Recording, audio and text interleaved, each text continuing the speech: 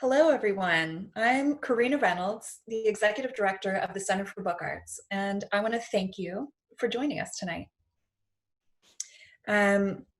for our first live digital event. If this is your first time participating in one of the Center's programs, congratulations. You found an amazing community of artists and designers actively exploring the book as an art object. Since 1974, we have been providing access to equipment, techniques, and the critical conversations needed to produce book art. Today, more than ever, there is something empowering about making and having the ability to share your ideas with others. The book, as an art form, is especially suited for this, and typography is a big part of that. The visual stylization of written language has been practiced by cultures for much longer than the computerized fonts we are used to. Tonight's event is all about widening perspective and learning through the intersection of Arabic and English. We are live streaming this program in order to transcend the physical limitations of location. Additionally, this seminar, like the two related programs before it, will be archived on our website so that it can be accessed by more people in various geographic locations over time. We can learn so much from language, and tonight we are focusing on the relationship between heritage and technology within Arabic typography. I want to take a moment to thank our members and supporters. This series was supported in part by the New York State Council of the Arts with the support of Andrew Cuomo and the New York State Legislature, and by public funds from the New York City Department of Cultural Affairs in partnership with City Council. And now, to introduce the curator and host of tonight's program, Dr. Nadine Shahine. Dr. Shaheen is an award-winning Lebanese type designer and principal at Arabic Type Limited. She has a master's in typeface design from the University of Reading, UK, and a PhD from Leiden University in the Netherlands. She has received many honors, including 2 awards of excellence in type design from the Type Directors Club in New York. The list of typefaces she has designed is impressive. Frutiger Arabic, New Helvetica Arabic, Universe Next Arabic, Palatino Arabic, Kufia. It's amazing. So everyone, let's welcome Dr. Nadine Shahine. So thank you, Karina, and hello, everyone. I hope you can hear me well. The speakers, I can see your videos. Can you guys hear me well? Just to make sure. Excellent. Okay, good. So thank you for Karina for the introduction. Thank you for the Center for Book Arts for making this series happen. We've had 2 events in New York already, but then we got the shutdown and everyone went home. So today we are coming to you from all over the world, literally. I'm calling in from my own living room in London, and the speakers are all calling in from various locations as well. We'll get to that in a second. The first panel that we had was focused on the theme of modernity in Arabic type design. The second panel we had focused on contemporary Arabic graphic design. Today we're going to be looking at heritage and technology, because we cannot talk about typography, letterforms of the Arabic script without understanding the relationship with technology as well, and also understanding the heritage that we've been lucky to have. And it's a big influence as a source of inspiration for us, with all the challenges it presents, but also with all the beauty as well. So there is always that variety of resources to look at and then challenges to overcome. We have amazing speakers today. I've been talking about this panel throughout the other series as well, the other panels as well, because I was really looking forward to this. It really is a pity that we can't meet in real life, but obviously safety comes first, health as well. And so I'm really glad that we can do this from home and everyone is safe. Please stay home. And so we will have 3 speakers today. We will start with, and I will introduce each separately, but basically we will have, in the beginning, we'll have Mamoun Sakkal, Dr. Mamoun Sakkal, and then we will have Stephen Coles, and then we will have, Eric, I always mess up your name, sorry. He has the longest name possible that I know of. Wait, okay, Rainer Erich Scheichelbauer. I always say Erich because it's too long to remember the German one. I should have practiced this. Anyways, I knew something will go wrong today, but anyways, I'm so sorry. Entschuldigung. Anyways, but at least I can speak German. But okay, good. So, so for the first speaker today, I will read his bio. We've talked about this speaker through most of the presentations that we've had before because of his respected stature within the Arabic type design community, his contribution to everyone, the many awards that he has won, and the major contributions and just being who he is. So we've all been looking forward to have him speak. That's like my little personal intro, but then I'm also going to read to you his bio because you will see why it's been so amazing to have him with us. So Dr. Mamoun Sakkal is the founder and principal of Sakkal Design in Bothell in Washington, providing graphic design and communication solutions to major national and international corporations. His firm has focused on Arabic calligraphy and typography since the 1990s and received several awards for calligraphy, graphics, and type design, including awards of excellence from ADC, TDC, Grand Shan, and Erkika in Istanbul. His work is widely published in typography and calligraphy books and annuals, including Communication Arts, Huruf Arabiya, Letter Arts Review, Logo Lounge, and Yearbook of Type, among others. Dr. Sakkal was commissioned to design the corporate Arabic typefaces for Burj Khalifa and Armani Hotel in Dubai. He is the Arabic language consultant for Microsoft, and several of his Arabic fonts are now widely used as Windows system fonts. He holds a PhD from the University of Washington in Seattle, and his clients include Adobe, Amazon, Apple, Google, Linotype, Microsoft, Monotype, and National Geographic. So that's the official bio. But I should also say, if you don't know the typeface Shilia, you should check it out. If you haven't seen Calibri Arabic, rush to Word and go check it out. But after we finish the panel, these two typefaces are some of my favorites from what he's designed. But he's going to be sharing with us now a little bit more. So please help me welcome Dr. Mamoun Sakkal. Thank you. So Mamoun, we wait for you. You're still on mute. Okay, Excellent. Yes. I'm now. Okay.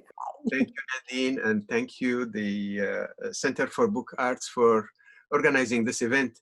I think this is the largest activity related to Arabic typography that has been held so far in the United States. The presentations that have been done a couple of weeks ago, as well as this one, gathered some of the most talented and experienced speakers that deal with Arabic typography. So thank you for giving this attention to a subject that is not often discussed widely. I'm going to share my screen, and I'm going to start this slideshow. Can you see the slides now? Yes, everything looks okay. Thank you. That's great. Thank you. My topic today is about my own journey into Arabic script.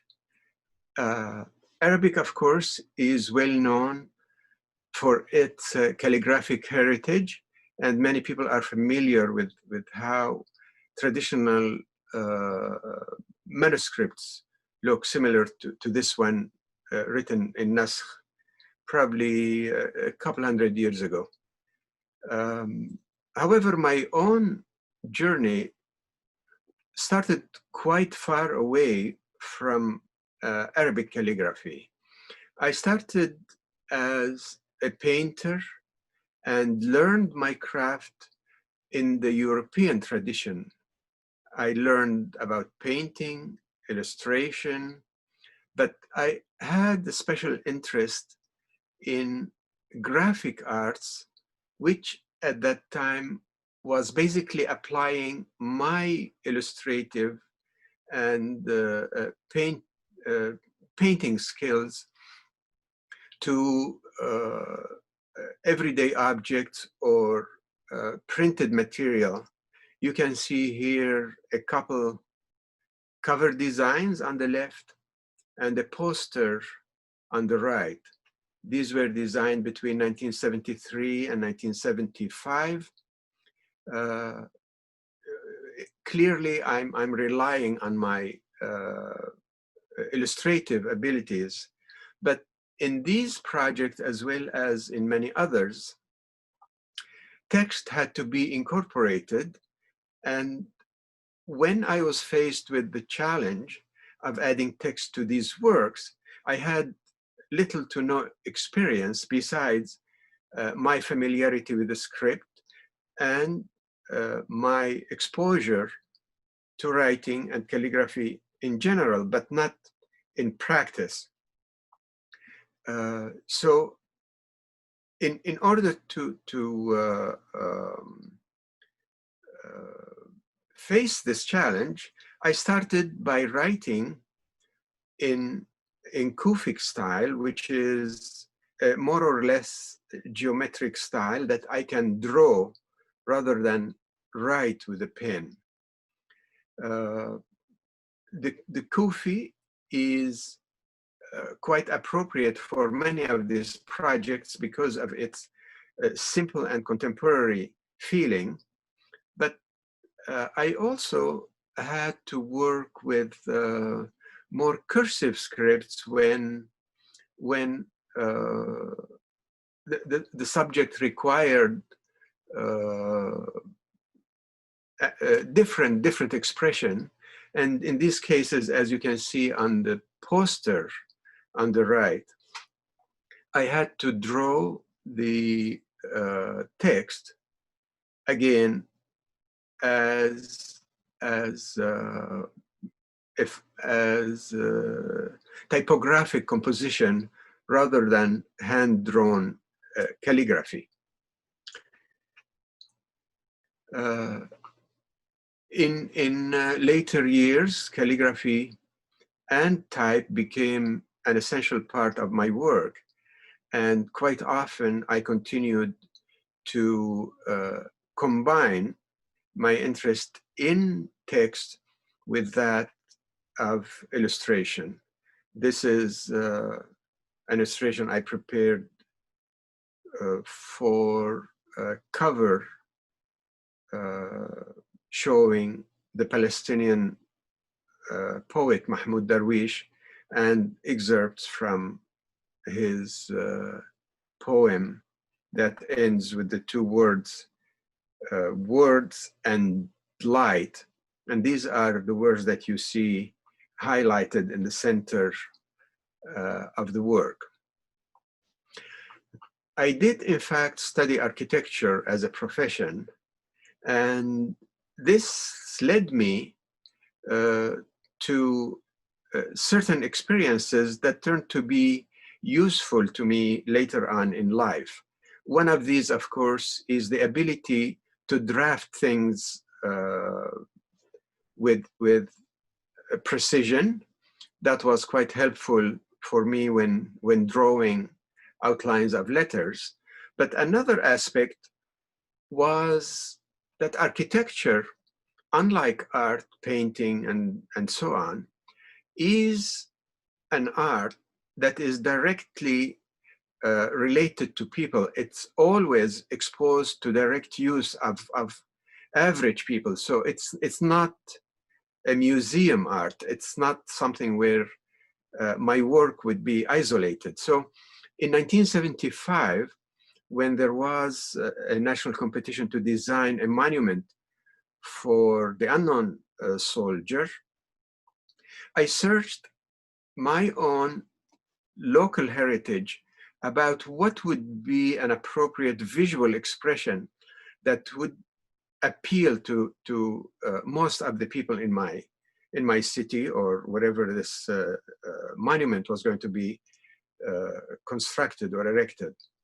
And I found that calligraphy was by far the most important visual art, both in terms of the historical depth of my culture as well as current interests. So I chose to design the monument from words, a verse or a quotation, where I took the words into the third dimension and composed them around in four facades of a little building where one would enter and see exhibits about the subject inside the calligraphy. This here was based on one of my favorite styles of calligraphy. It's called sometimes the Eastern Kufi or the New Kufi. The design follows the rules of the traditional style, except for simplification and for playing with the size of the different dots in order to make up the complete composition. Now, I have designed some buildings where calligraphy was used. For example, this project in Mount Lake Terrace here near where I live now in Washington. We have used calligraphy on the entrance canopy, which appears here in turquoise and blue, as well as in a band that wraps around the building. This band was not actually executed, and hopefully in time funds will be raised to add it as well. Now, one of the reasons I didn't start by studying calligraphy was the fact that in Aleppo, where I come from, which is mostly destroyed now, unfortunately, local traditions in general were not very attractive to me. I've seen a lot of backward thinking. I've seen poor conditions, and I aspired to something better and more modern. And unfortunately, within this environment, many of the local arts were also tainted by this view of not being good enough or suitable enough for our time. When I started to look at calligraphy, I realized that indeed we have a very rich visual heritage that is worth working with and worth developing and recreating for our own time. And from that point on, I became more and more interested in this heritage and regained control over what I consider appropriate and good. And I found myself finally devoting all my time to designing typefaces. And if you asked me 40 years ago, when I was painting in the European style, I would never have guessed that I would become a type designer. But this is something I love, and I'm going to share with you some of the work I've done in this regard. On the screen here, you can see two examples of projects I've done for the local community here in Seattle. Every year, we prepare a calendar for Ramadan, and every year they ask me to prepare a piece of artwork that would decorate such calendar. And here you can see two examples. On the left is a typical classic sulus calligraphic composition. On the right is a composition of typographic letters that come from my font Sakkal Majalla. Two additional examples for the same calendar. Again, these show the variety of different styles that I've worked with, and as you can imagine, every year or two, we try to change the style, so people would be exposed to different pieces of artwork, and they would know that time is passing by. This style I've used later on in an animation that was used in a presentation where cursive calligraphy morphs into square Kufic, and square Kufic is one of my favorite calligraphic styles.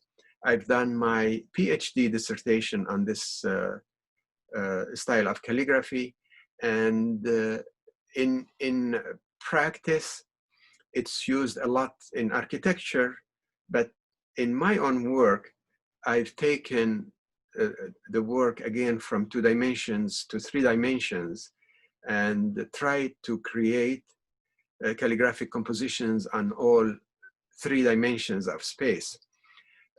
This concept can be shown clearly here. Starting from the right, you can see the typical writing. This is the Shahada, La ilaha illallah, Muhammad Rasulullah. This is how it's written for many, many centuries. This is a style that started about 700 years ago and is getting a lot more popular now after a period of decline. So on the right, you can see the phrase written in 2 lines. I broke these 2 lines into segments, and then I looked for certain shared qualities between the different pieces of the text, and finally combined it into a 3-dimensional composition, as you can see on the right. This is a work that I've done almost 20 years ago now, actually almost 25 years ago. And it seems to appeal to a lot of people because of its complex quality, and yet at the same time having a straightforward and appealing message visually. So in most of my work, I have searched for the graphic and visual appeal of the text, and tried to make an expression through the composition and the typographic and calligraphic elements, even if somebody doesn't or cannot read the text itself. However, in this process, I often had to go back and work with more traditional mediums based on the requirements of certain projects, and that in turn prompted me to study the traditions that I've ignored early on in my life. So in my case, I started away from the tradition, and then as time passed, I found that indeed there are a lot of valuable lessons and expressions that can be incorporated into my own work without sacrificing my taste or level of quality. I found that even when the requirements do not call for a very drastic or very modern expression, I can still produce works that appeal to my own sensibilities and to those of many contemporary users, whether they have experience with traditional calligraphy or not. The work I've done in type design covered many different styles. And in this presentation, I'm going to review with you the two main categories of Arabic calligraphy. The first is the Kufi, which is the more geometric and more simple in terms of compositions. The second is the second group is the cursive styles, which come in a number of varieties, and these can serve many purposes. And in this presentation, I will share with you one from the first group, one style from the first group, and another style from the second group. This first one here is my font Shelia, and I want to start by thanking Dr. Nadine Shahine, because she was instrumental in getting this project licensed by Linotype in 2010 or so. And she was also instrumental in recent updates that we have done to expand the family to include a condensed and compressed versions. Thank you, Nadine, for all your work while you were with Linotype and Monotype. I think you were an excellent supporter of Arabic typography, not only with your own designs, but also with helping other designers as well. Thank you. You are in the original release of Shelia in 2011, we had 8 weights, which was a very good collection of variants at the time. And as you can see here, the Arabic is paired with universe. In this design, the Arabic was started long before it was paired with the Latin. And we decided at the time that we are not going to modify the Arabic very much from its original design to completely match the Latin, but to have more or less a general compatibility, both in terms of shape, feeling, color, and so on. 10 years ago, we were hoping to release the full family, but the production limitations at the time allowed us to release only these 8 weights. Finally, we did get back to the project a couple of years ago and prepared the additional width. You can see here the condensed family with 8 weights as well. And here you can see the compressed family with 5 weights. In all these styles, again, I relied on Frödiger's universe, general construction and proportions, and found it to be very compatible with Shelia design. Here is the full family now. with the normal weights on top and the condensed and compressed below. An example of using the compressed version on the second line here. As you can see, the variety of weights gives the designer a good range of expressions so that you can have the appropriate strength or appropriate hierarchy as needed for the project. This font includes many variations to help the designer reach a more sophisticated and more varied expression. On the left, for example, you can see stylistic swashes.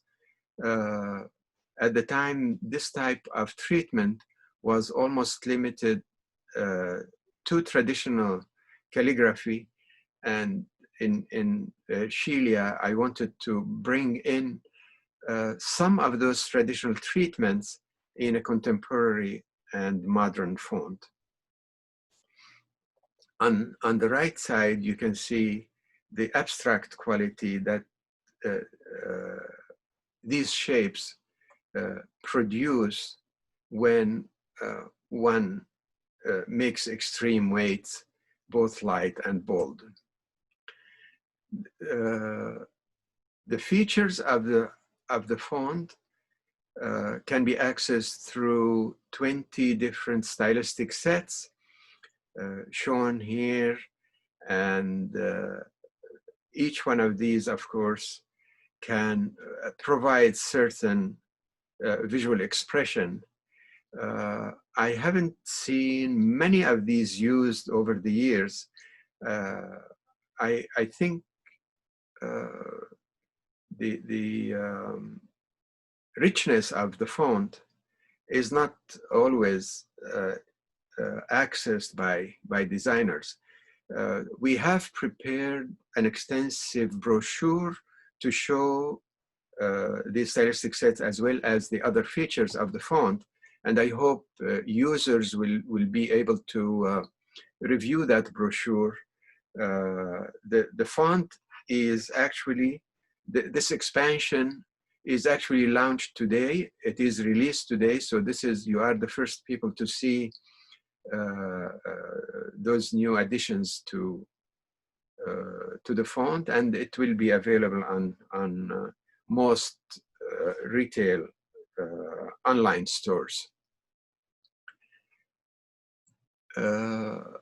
This is a typical use for condensed and compressed weights, where a lot of information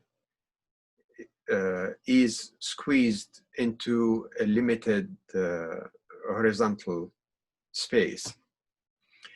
The font includes a number of phrase ligatures, and it also has special glyphs to produce ornaments, almost limitless variations based on 12 initial glyphs.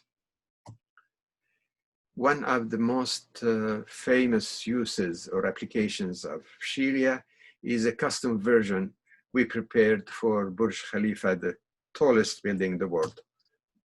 Now, on the other end, I show here a Naskh font. This is Arabic typesetting designed for Microsoft. Again, this type of writing or of text was quite outside the range of my interest when I started. But in time, I found that it is indeed very challenging and quite rich to work with. And in here you can see one of the first fonts I did, where I tried to emulate Naskh calligraphy. Most of you know that Arabic changes, Arabic letters change form according to the context, but in better Naskh fonts, we go beyond the basic forms into contextual alternates, where the same letter would have to change the form based on what comes after it or what comes before it. In Arabic typesetting, we try to emulate several of these calligraphic features, and I think it did appeal to a lot of people.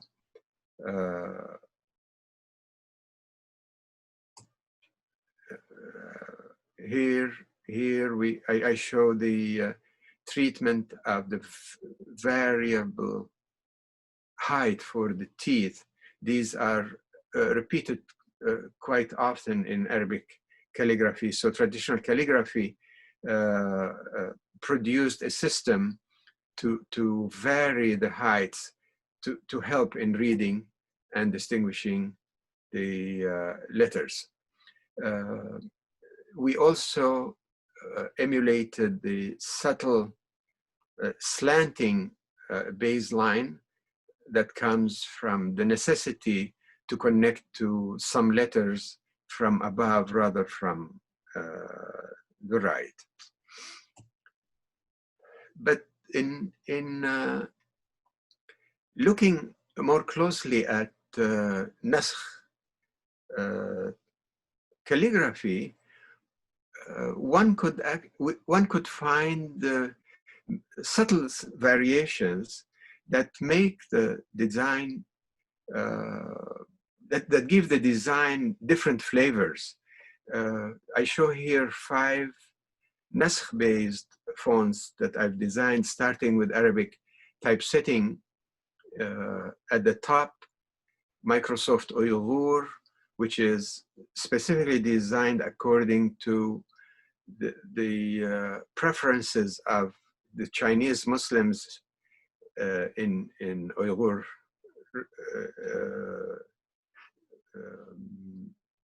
Uyghur culture, and then Calibri in the middle with more open forms and softer terminals and curves, and then Sakkal Majalla in a variation where the baseline is made completely horizontal, but nonetheless many calligraphic features are still incorporated into design. And finally, at the bottom, Sakkal Saad is a less formal design with very compact vertical metrics. The last font I did is Sakkal Kitab, shown here, tackling 2 important challenges in Naskh typography. The first one is creating different weights in a calligraphic tradition where a certain style always had to have only 1 weight. So the challenge here is to have both lighter and bolder weights, but still make the font look quite traditional and quite natural looking. The second challenge we tried to face here is the extension between the connected letters in a cursive manner.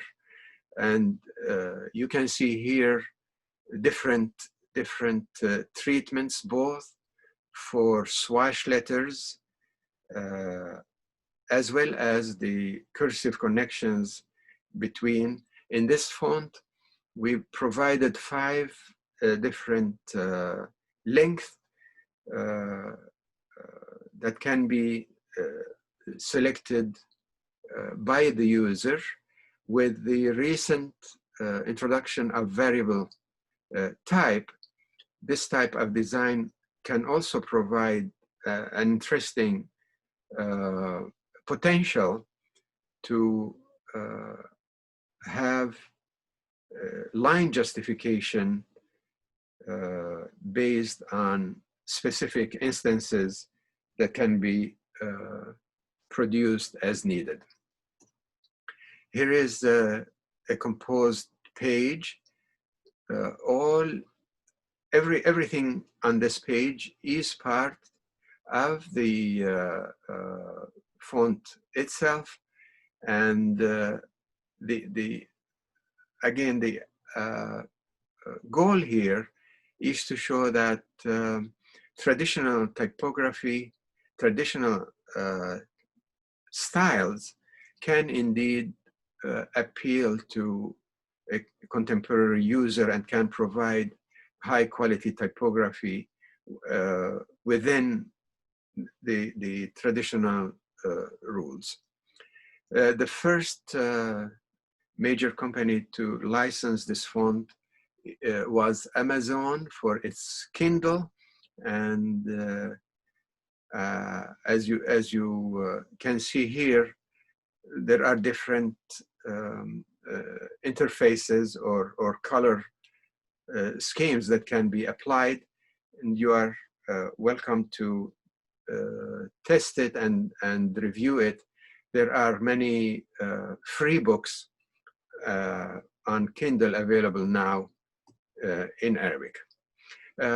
Now I'd like to ask you to switch a little bit your vision and imagine women wearing black dresses and walking in the wind.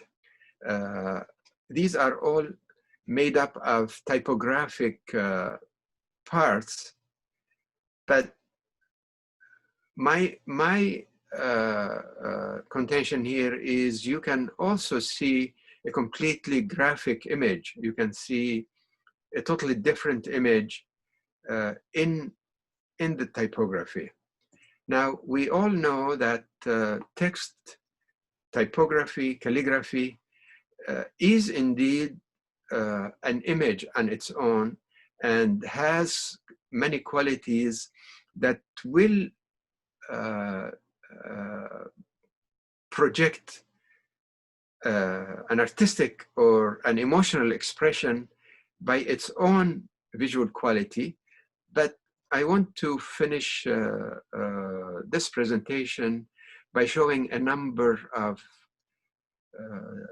logos and monograms that I've designed over time, all incorporating text and all representing at the same time another object, sometimes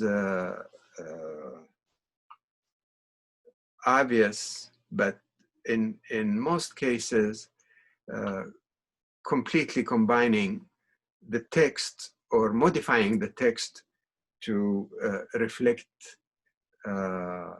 an image that can be viewed on its own. With this type of work, I go back to my original interest in art and illustration, but completely in a new medium that appeals to me personally, but also reflects the long tradition of my people. Thank you, and I hope I didn't go over time. Thank you so much, Mamoun. This was brilliant. Thank you so much. We will have time for questions later. But yeah, thank you again. And the surprise of Sheila, that was the best gift ever. I'm really, really happy to see that. Well, we can talk about that in the Q&A. But Yeah, amazing. I went and I checked. It is. I shared the link on Twitter already. I shared the linotype.com link, and so people can go see it. The family is there. That's really, really good. Yeah, thank you so much. So I just want to make one comment. This shows how much work goes into producing a font. It has been many years of work, and finally it came to fruition. So I want to thank you one more time as well. Yeah. Mabruk, mabruk. You're welcome. Okay, great. Okay, so let's get to the next panelists. I will first read his official bio, and then I'm gonna explain a little bit what we're doing here. The next speaker is Stephen Coles. He is the editorial director and associate curator at the Letterform Archive in San Francisco. He also publishes Fonts and News and Typographica, and wrote the book The Anatomy of Type. So in January, I was in San Francisco at the invitation of the Letterform Archive to give a talk on Arabic type design, and I spoke a little bit about politics as well as usual, which I'm not doing here today. But anyways, so and I went to see not today. I went to see the archives, and we sat in this amazing space with so many books. And for the first time, I think if the slides are in the same order that I saw them, the first slide is a Maghribi calligraphy on. It's the first Arabic slide, yeah. The Arabic slide, yes. Yeah. It's on vellum. It's Maghribi style. I had never touched in my entire life a piece of actual vellum with Arabic calligraphy on it. This had never happened in my life before. I couldn't believe they let me touch it, but it seems they let everyone as well, not just me. And I think this is the really special thing about the Letterform Archive, that they collect and curate these amazing collections that anyone who wishes can go and see. This is so different from how we interact with art, which is either behind a glass display, or in a library where you're not even allowed to breathe next to it, or like to have it as part of life, as something we can hold and we can experience as an object, gives us such a different view of how alive it is. It's suddenly a little bit more concrete. And so we were just sitting there, and then I was like, Stephen, you have to come to New York and let's show this to people. So the plan was that Stephen would come with some parts of the collection, and we would have these sessions and people would see. Unfortunately, that could not happen, but we can still take this journey today and look at the some amazing examples from the archives, not just Arabic, a little bit of other scripts as well. And Stephen is the perfect person to take us through this. And if you guys don't know, one of the highlights of the year in terms of recognition of excellence in type design is Typographica's curation of Best of the Year, which Stephen does on a yearly basis. So he also is contributing enormously to our community, to whether through books, through curation, through articles, and through the work that he does today. So thank you so much, Stephen, for agreeing to take us on this journey, and please go ahead. Wow, thank you so much for that intro. You've actually done a lot of my talk for me, so I appreciate that. Can everybody hear me okay?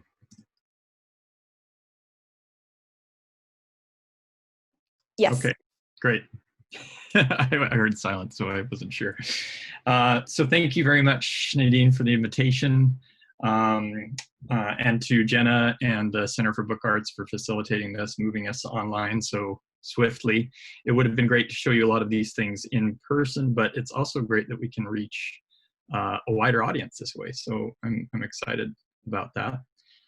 Before I begin, a big fat disclaimer. I know some things about type and typography, but I'm not an expert in global scripts.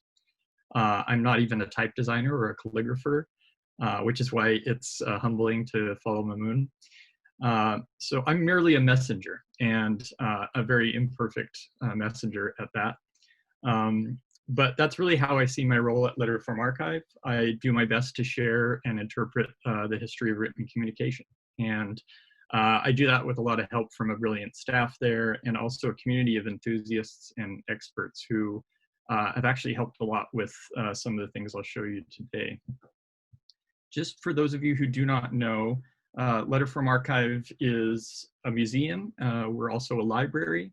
We're also a school, and we're also a publisher. And we have a collection that's pretty incredible in its breadth. It's about 60,000 objects now, and it includes all areas of history, of style, design, material, but it's targeted only on letterforms. So that gives us a kind of a curatorial vision that's different from most other institutions. We're focused on objects that have interesting or groundbreaking letterforms. And that allows us to do a lot of different things, including create books, do workshops, teach a full year course in type design, and do it in a way that I think a lot of other places can't do. And so now at this point, after being open for, we're just passing our 5th anniversary now. We were opened in 2015. We've seen over 10,000 visitors to the archive, and they've come for tours and for classes and workshops. But what we do in these tours is try to give a sense of the history of type and lettering and calligraphy. This is a sample of one part of a introductory table, what it might look like when you come to visit. There are artist books. There's a wood type catalog and a couple examples of wood type. There's the Speedball textbook archive from Rossef George in his prototype pens. There's type specimens, there's posters from the psychedelic era here in San Francisco. And then there are manuscripts and a leaf of the Gutenberg Bible. And so that's an intro tour, but then we also have the opportunity to really narrow down into one aspect of the collection. And this is an example of that for a class that we've been teaching now for 2 years for the California College of Arts. It's an MFA course on the history of typography. And each week we teach a different era of design and typography by showing the actual objects. So the students are able to see the physical material rather than just looking at things on screens. And that really, as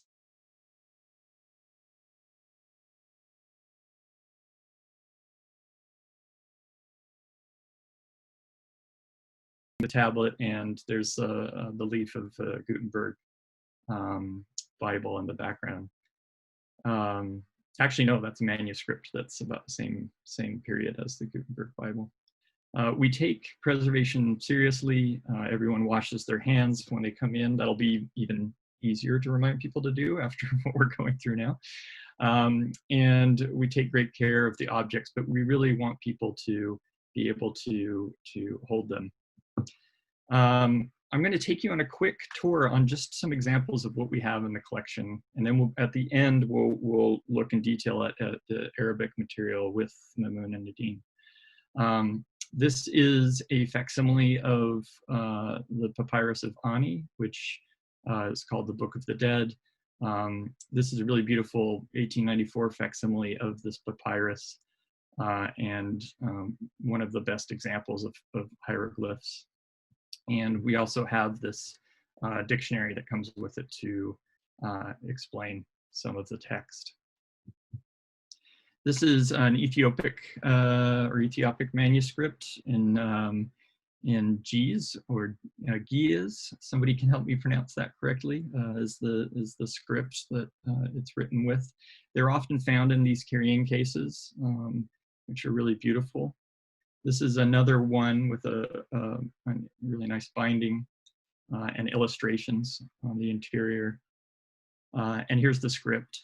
So this is Ethiopic or Gias. These are essentially books of hours or other religious texts.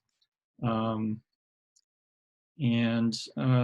this language was used long time ago, up until about 1000 CE, but it's still spoken today in religious contexts.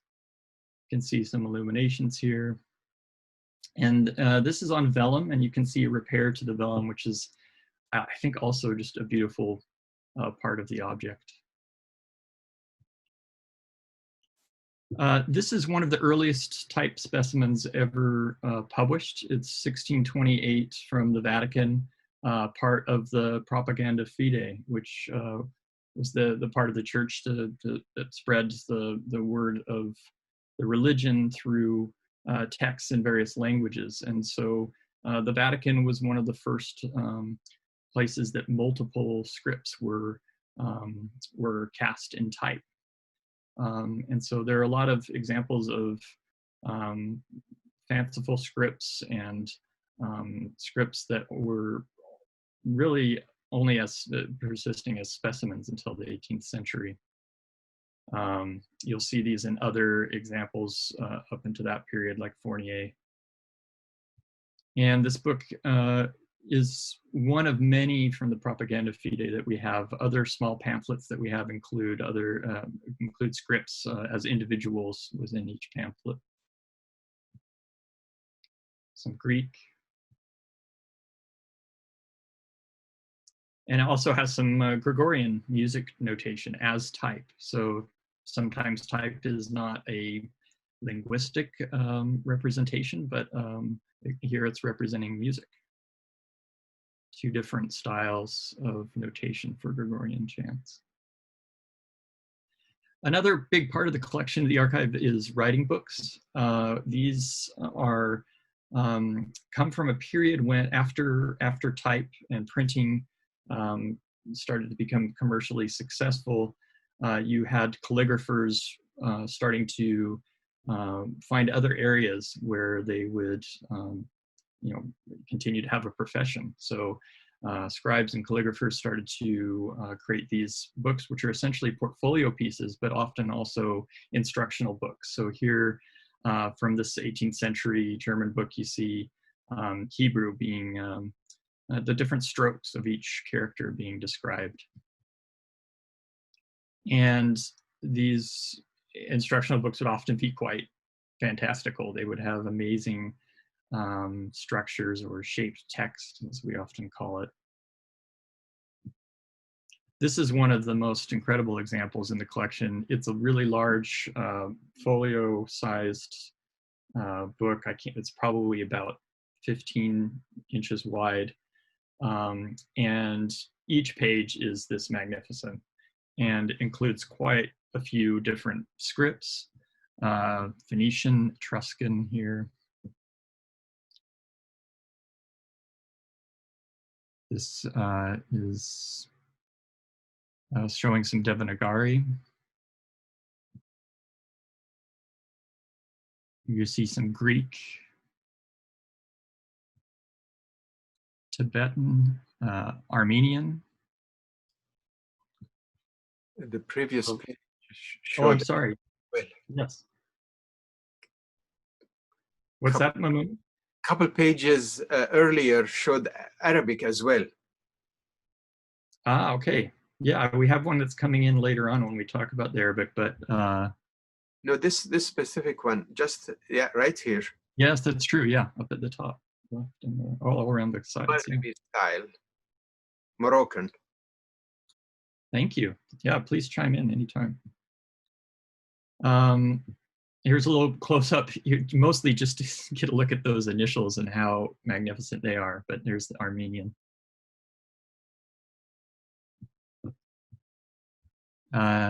Here's the Ethiopic script there in more of a calligraphic form, a Turkish. A little closer view.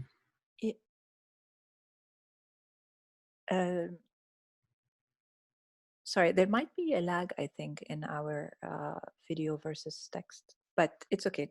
Just carry on. Sorry. Okay. Are you seeing some? No, yeah, no. It's because I saw Hebrew in big, but you were saying Ethiopian, but then the Ethiopian is on the side. Never mind. Yeah. Yeah, Yeah, I mean, this one's pretty wild. It has lots of different scripts on each page. Yeah, it's amazing. Thank you.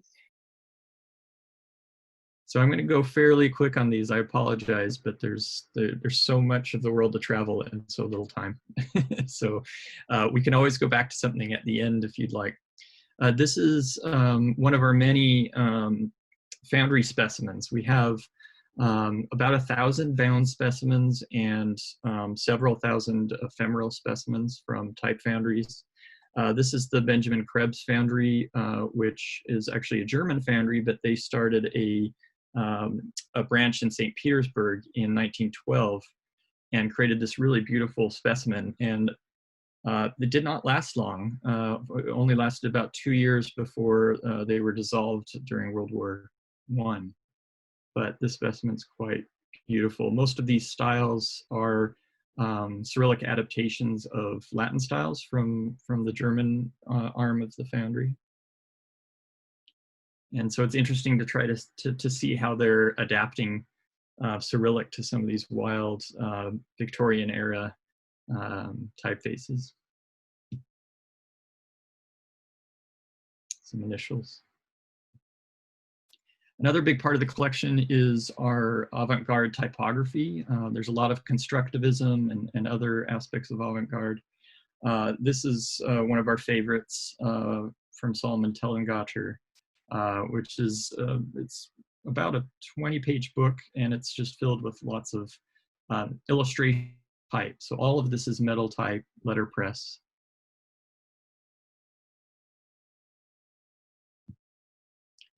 And then another important aspect of the archives collection is not just really well-known works, really beautifully created works, but also just everyday design from each period that we can possibly collect. So here's Russia in the 1920s, a magazine for women, and these are the advertisements on the back cover. So I feel like ephemera is just as important in telling the history of design as the most extravagant examples are. But speaking of extravagant, this is one of the most beautiful type specimens made in the 20th century. This is part of a pairing. There's a Hebrew and an Arabic, and we'll look at the Arabic at the end. But this is the Hebrew specimen from Berthold. This is just less than a decade before Jews began to be ostracized in Germany. But at this period, there was a huge Jewish population in Berlin, especially, and they were serving it with this collection of type. And the cool thing about these specimens, both this Hebrew one and the Arabic, is that they work in both directions. So you can open it from the left to right for the Latin portion, and then right to left. There's the back cover is actually the front cover for Hebrew. There's the title page on the Latin side. Some pretty awesome initials. And at this time, of course, Orientalism and Egyptian motifs are really popular at the time. So a lot of what you're seeing here also is just what was in vogue in that period. Another part of the archive that's important to us is process work. Rob, our founder and curator, has been giving a talk, which you can see online now, about the importance of collecting and sharing process work, because it helps us understand how graphic design comes to be. So process work is sketches, it's original gouache paintings, it's even mechanicals and paste ups, and that all helps us to understand graphic design and typography. This one is a Gouache Maquette by Ben Shaheen, one of my favorite lettering artists and illustrators, for this book for Jewish Passover. And this is his own copy of the book as well. So what we get to see here is an artist proof. showing corrections to the layout. Here he's moving the catchwords to the end of the line. These are Sean's woodcut letters, and then also metal type, and also his illustrations. I'm moving into the Indic period of the talk, and I was doing some research for this earlier this week, and I asked on Twitter if anybody has attempted to map the world of scripts. I mean, of course, writing systems can't be placed within borders. They cross borders, they live within different countries. There are multiple scripts within countries, but I thought it would be really interesting if someone could help, especially us here in the Western world, understand where different scripts are commonly used. And this great map by Cécile Marin of Le Monde Diplomatique does a really good job of that. There's a lot there in North America that we could add to it, but it's really interesting what she's done here in the East to explain script usage. And the reason I bring this up now is because we're going to talk about Indic scripts, and it's important to know that in India, there are at least 12 scripts that are in common use. So even though there are 2 official systems at the federal level, there are many more scripts used throughout the country. So it's pretty incredible and can get pretty complex. And one expert in this area is R.K. Joshi, and one piece we have in the collection is a diary that he compiled. It was actually just an address, a phone number, and an address diary that you know, has blanks on each side. But then throughout are peppered these examples of calligraphy from around India. And one of Joshi's projects has been to create a common script that all Indians can use. And it's one of these many examples throughout history of alphabet reform or script invention. So in this chart here, and I'll zoom in, you can see his script, which is called Deshanagari, and how it relates to all of the other scripts that are commonly used in India. One of the many things I wanted to show you today that we won't have time for is some of our type specimens from India from the early 1900s. So I will hopefully put those online in a blog post later. Make sure you go to Letterform Archive's news page and follow us there so you can see some more of the stuff that you're not able to see today. This is now moving into Japan. This is one of our favorite collections at the archive. This is the Complete Commercial Artist. It was about 20 volumes of collecting graphic design in Japan in the late 20s. And I'm only going to show you a couple of images of the many that I could show you. And we have a blog post up about this written by Florence Fu, who also spoke about this collection at ATypI last year. And it's just an incredible collection of lettering, of typography, of all the different ways that people were experimenting with Japanese scripts at that time, whether it's through geometry or its relationship to the West. And also just examples of sign making and illustration.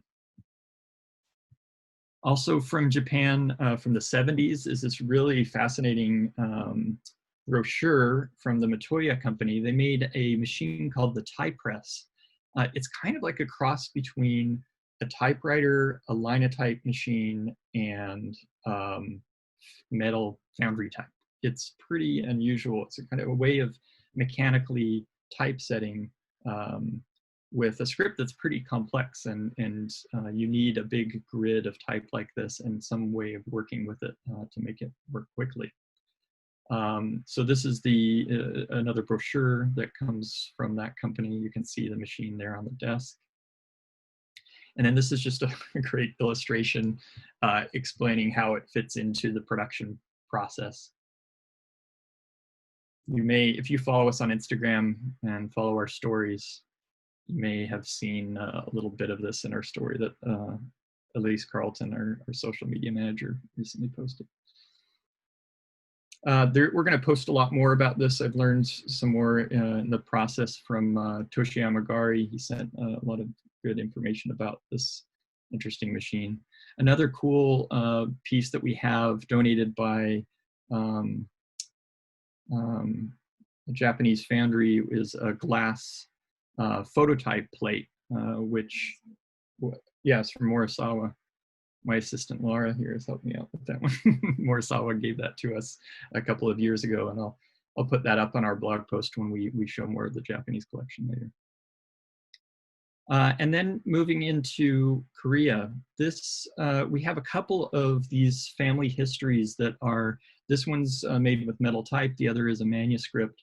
But I don't have nearly as much information as I would like to about these. And I really am seeking as much expertise as I can from both Chinese and Korean designers about these books. But this one we do believe was printed by a Korean printer who would travel to various locations, possibly in China, and record family history. So this is one of many volumes. It's volume 14.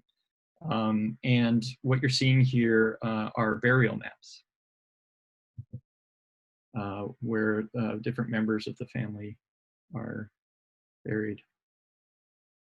Another one of our favorite pieces from the Korean collection, this is Hangul. Most of us are more familiar with totally different style of Hangul, but this is cursive, and actually difficult for, as far as I understand, for a lot of Koreans to read these days.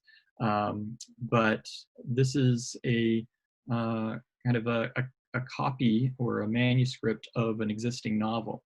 And apparently this was quite common at the time to copy an existing book to practice your writing. It's beautiful, beautiful cursive. Such a great book. My friend Minju Ham did a little research for us into this one. And she says that the consonants and the vowels are connected, so that, and the characters are also connected for fast writing, and that's one of the reasons why it's more difficult for modern readers to read it. And then people would often copy these because they were borrowing or lending books to each other, and they wanted to each have a copy, and so they would just copy it by hand. These are often translated from Hangul, or from kanji to Hangul. And then a more recent part of our Korean collection, we're really excited. I think this is probably the first time this has been announced. This was an exhibit that Chris Hamamoto at CCA recently curated of current artists working in Seoul and around Seoul. And he put together this really great exhibition, and then most of that exhibition is now coming to the archive. So we'll have a really nice collection of contemporary work. We see ourselves as a living archive, and we want to continue to collect contemporary graphic design so that the history is complete. And then the last thing before we get to the Arabic work, this is a Javanese manuscript, and that's all I can tell you, other than it's beautiful. And so again, we're really calling out to those who may have expertise in Javanese to, oh, my video off? Yeah, that was a technical error, sorry. So just if you accept the invite, then it should be okay. Was it working, or are we still going? Yes, now we see you. Okay. I hope that wasn't, I hope you didn't miss too much, but there's the Javanese manuscript. The whole book is this amazing, and we'll try to share more of that soon. But if you're in San Francisco, please come and see it in person. So before we get to the Arabic, I just wanted to quickly thank the people who helped me to research this collection and to bring some of it to you. April Harper is our photographer at the archive, and so the reason that those images look as good as they do, about as close as they can to the real thing, is due to her work. Kate, our librarian, and Chris, who is in a publishing program, they are both working on, or helped work on this class for global scripts for that MFA class I mentioned earlier. So they did a lot of work on this as well. And then on the right, you see those who helped out a lot, especially Mamoun helped a lot with the Arabic that you're going to see later. So thanks to all of those for their assistance. So now we're going to look at some of the Arabic material, and I think that Mamoun and Nadine are going to turn on their mics. Yes. So the good thing, yes, we can comment. The bad news is that we're running a bit over time. So maybe like just a couple of comments here and there, and unfortunately, I mean, I would love to sit here forever, but I don't know about other people. So yeah, I mean, well, I'll stay here as long as anybody wants me to. Yes. Yeah, I mean, I had wanted to talk about this one. This is the one that I was mentioning before, and this style is gorgeous. We do have someone saying forever, like they second me. Good. So this is the style that the particular piece that I was mentioning before, and when you see it in real life, it's just simply gorgeous. The Maghribi style is one of the most charming Arabic calligraphy styles for me, and you can always recognize it by these semicircular forms in the descenders that you see, and a little bit of stacking between the sad and then the sort of right going descender of the ha in the salihin. But anyways, this is just absolutely gorgeous and charming, and yeah, one of my favorites of everything we're gonna see. Thank you. So this is I'm not even going to pretend to pronounce this correctly, so maybe you or Mamoun can. Yeah. But it's a common Yusuf and Zulaikha. Thank you. Okay. And it's full of really great miniatures or illustrations, but I only have one of them to show you today. Most of what we'll look at here is just a great calligraphy, and this is one of the more common pages, but there's also a lot of pages like this, which I think are wonderful. This is a compact nastaliq style. It's very elegant, and obviously they paid a lot of attention to providing some variety in the composition of the couplets of the poetry. Most likely these would be the start of some chapters or ends of certain sections. It's typical to have the cloud treatment where you have white behind the text and then provide some gold or other decoration in between the lines so that you don't have a lot of empty or white space. Just a few more pages of that. This one, we actually got a lot of good feedback from Twitter when we were asking about the script that this is written in. Maybe you can talk more about that, Mamoun. It's a Malay document, and they used the Arabic script to write their language. Apparently, there are some variations in the way the language can be written. This specific one is in the Pidgin script. The expert from the British Library thinks that this is a late 19th century manuscript, based, I think, on the illumination.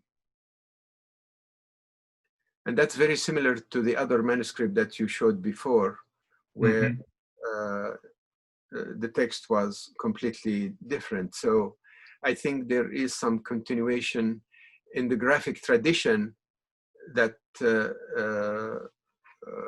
bridges different subcultures or bridges the language used. I mean, the text used. Stephen, can we go back just one slide, please? Mamoun, Yeah. do you notice how big the counter of the wow is? Like the second line, Rasul. Yeah. You know? Second line and Yeah. right On the right page, yeah, like when you see Rasul, the wow. it is big, yeah. Yeah, it's quite interesting, no? Like significantly big across even the previous slides as well. Like the wow counter is out there. This is exactly their own style. Yeah, interesting, because normally it's much smaller. Yeah, interesting. It reminds us a little of the Maghribi. Yeah. Because of the large curves. Yeah.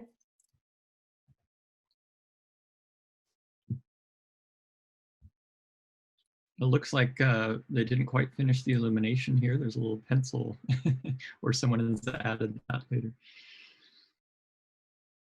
On the right? Yes. Yeah, you can see, can you all see a little pencil there in the bottom of the to right have an side? arabesque fill the empty space. But it's interesting because it shows the structure before all the embellishments come in. This is one of two commentary manuscripts that we have. And it was something that I've learned that this is much more common than I realized to have a manuscript and then in the margins have multiple scholars comment at various angles. And it, you know, to me as a, you know, someone who can't actually read the script, it just creates this beautiful pattern. But maybe you can talk more about this, Mamoun. I think these are the successive owners of the manuscript. Apparently, they were scholars because they have a scholarly commentary on certain ideas, and they discuss what other books have said about the subject or what they think about it. And when one writes his notes, it's written at an angle to distinguish the entity of that note. And in this book, I don't see a name, but in the next one, you actually have the names of the people who are commenting always indicated, like here on the right bottom corner. At an angle, you see a red name. And on the top left corner, you see two red names. So each person who is writing his comment is indicating who he is, which of course means that the manuscript was a depository of the knowledge of several generations. In Arabic, we have a tradition of abridging long books or explaining short books. So there is a lot of interaction between various authors over the years or over the generations. This book here shows that interaction specifically in one place in one book. I think it is very interesting. It's not very common to see all that material jammed into one book. Thank you so much. Just a couple more of that. This is Bedoni's Oratio Dominica, which is the Lord's Prayer in 155 languages. It was really a magnificent piece of work when it came out in 1806. And he cut all of this type, presumably. So it's pretty incredible piece of work. This is just the Arabic, and there are many other scripts that are related in the book. Any comments on this? The Fa and Qaf followed the Maghribi or Western tradition of dots, which is rather curious because the style is not specifically Maghrebi, although you can see some large curves on the bottom two lines that reminds us of Maghrebi. The quality is not very impressive. This is I was just thinking.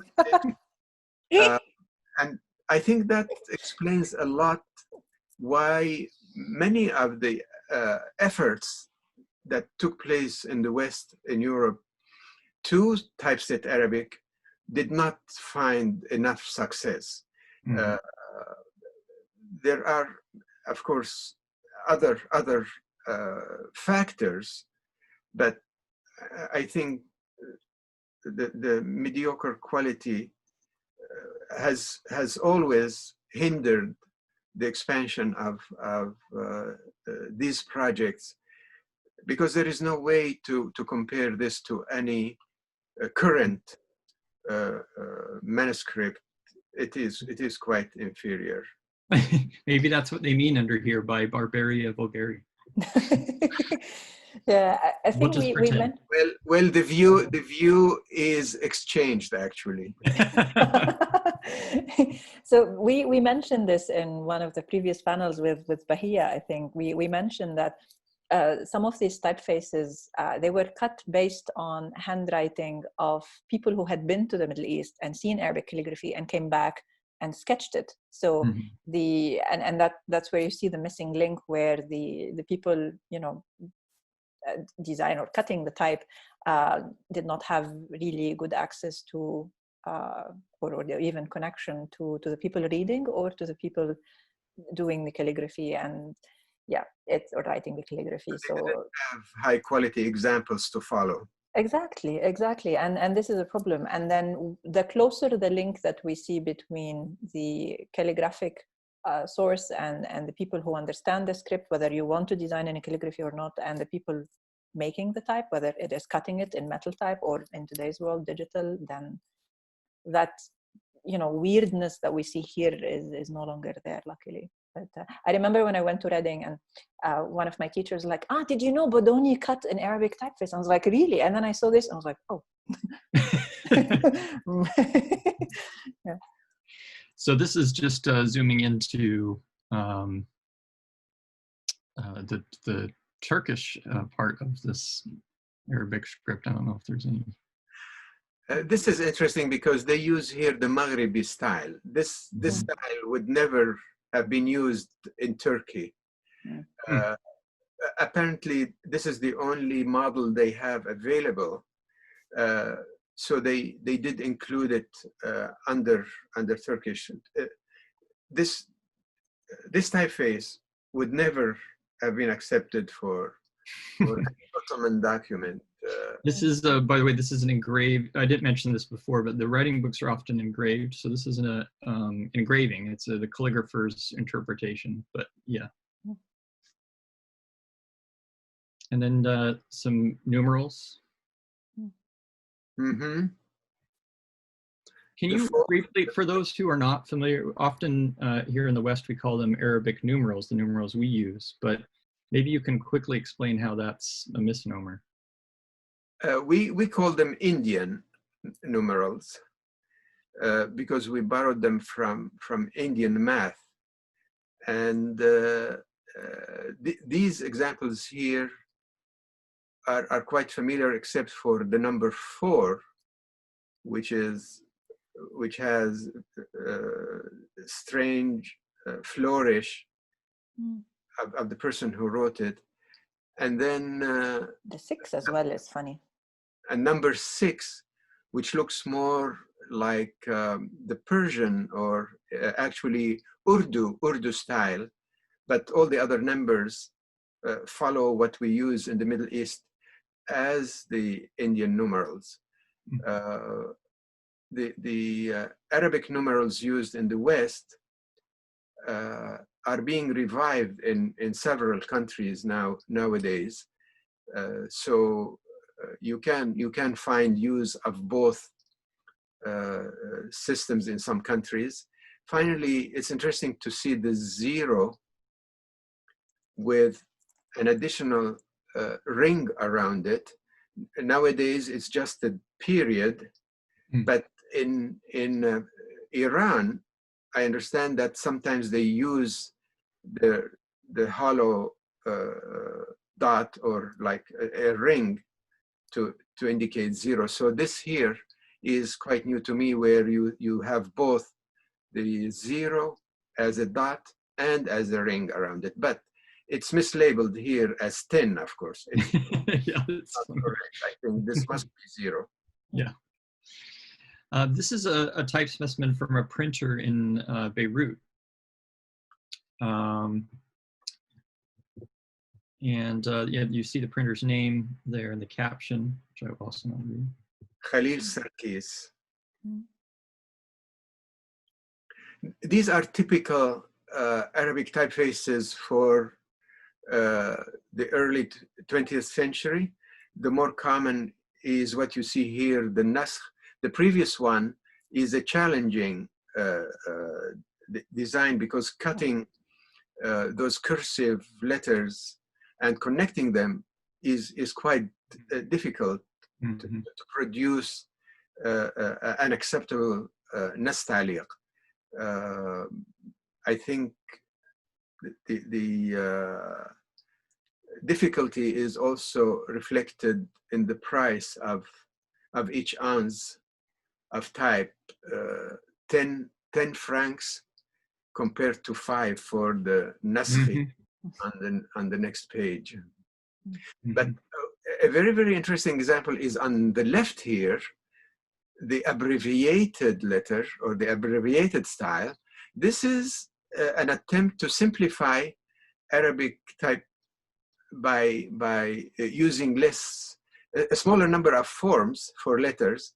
However, they didn't reduce the number of forms. They just, I mean, the number of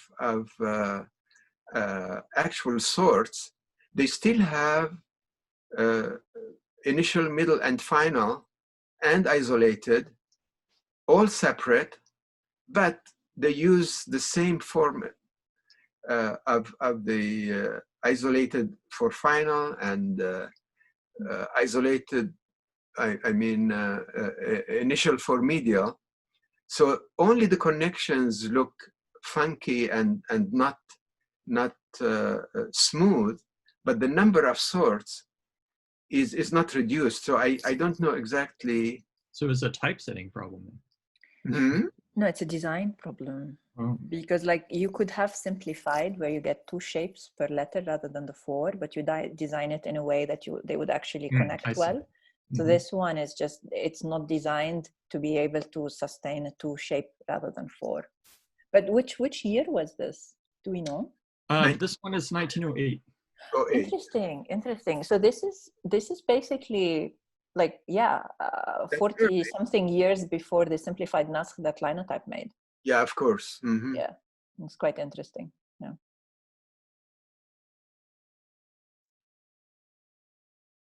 And another printer's specimen, this one from Cairo.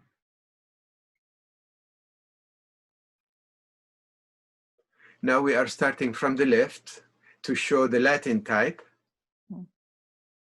And then we go. See the separations there in the sorts.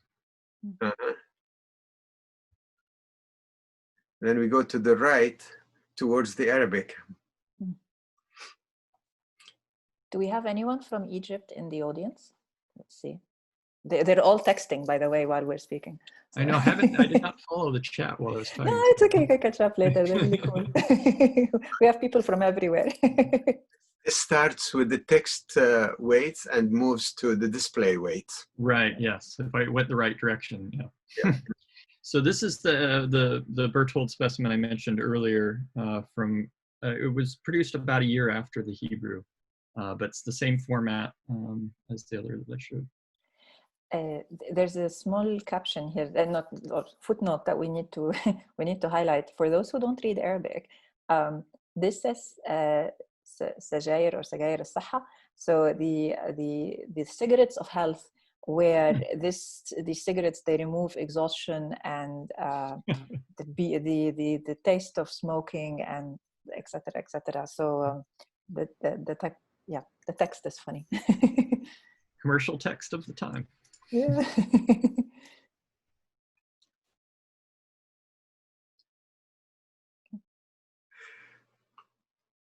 I think what's remarkable about this specific specimen is the exact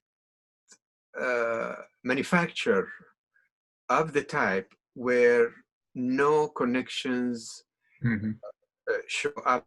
I'm not sure what kind of system this is, but the typical slightly shifted sorts and some worn out connections between letters are completely absent here. It looks almost like it's made of one piece of metal. And then this is, I was mentioning earlier the Gujarati type Foundry in Bombay. I didn't show any of their index scripts, but there's also these in the catalog. It seems the types here are heavily influenced by European rather than local or Middle Eastern traditions. Yeah, most of the rest of the type in this catalog is, the Latin-based type at least, is from German and American foundries. Mm-hmm.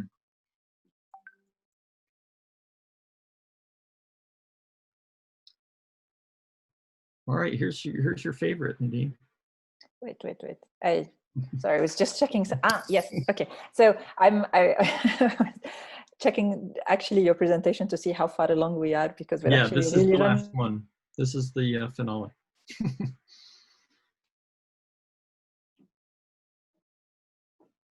I lost her. Nadine, did you mute yourself, Nadine? Oh, I have a fascinating Aurora Borealis showing up here. Well, while she's coming back, this is one of those examples from the collection that combines multiple media. So it's both a type specimen and process material and archival papers. Walter Tracy was the type director at Linotype for many years, and he also consulted with Letterforms. So, oh, here's Nadine's back. She's muted though. Oh, right. Okay, no, do you hear me now? Yeah. Yeah, I was sorry, just giving a little my intro connection. while you were gone. Yeah, my connection dropped, sorry. So basically, yeah, he lives 2 minutes walk from my house, and he was tasked with doing a review of, you know, like this collection, which is exactly what I did when I joined Linotype. Many years later, he had already passed away, and then I was reviewing the Linotype collection, and so there was a lot of similarity in, you know, like the notes that he would give, and that the types of exercises that I had to do in 2005 when I joined. So there was a lot of similarity, and yeah, I mean, we could talk about this forever, but I promised Stephen that I will write an article about this at some point. Please. And I will. So then we can talk more about that later. Okay. Cool. Well, then here's just a quick overview of what Lettera or Rubica was producing at the time. So this is rub down lettering. This is a competitor to Letterforms. So you see it being applied here. And all of these notes are from Walter Tracy that you see on top, the red and the pencil.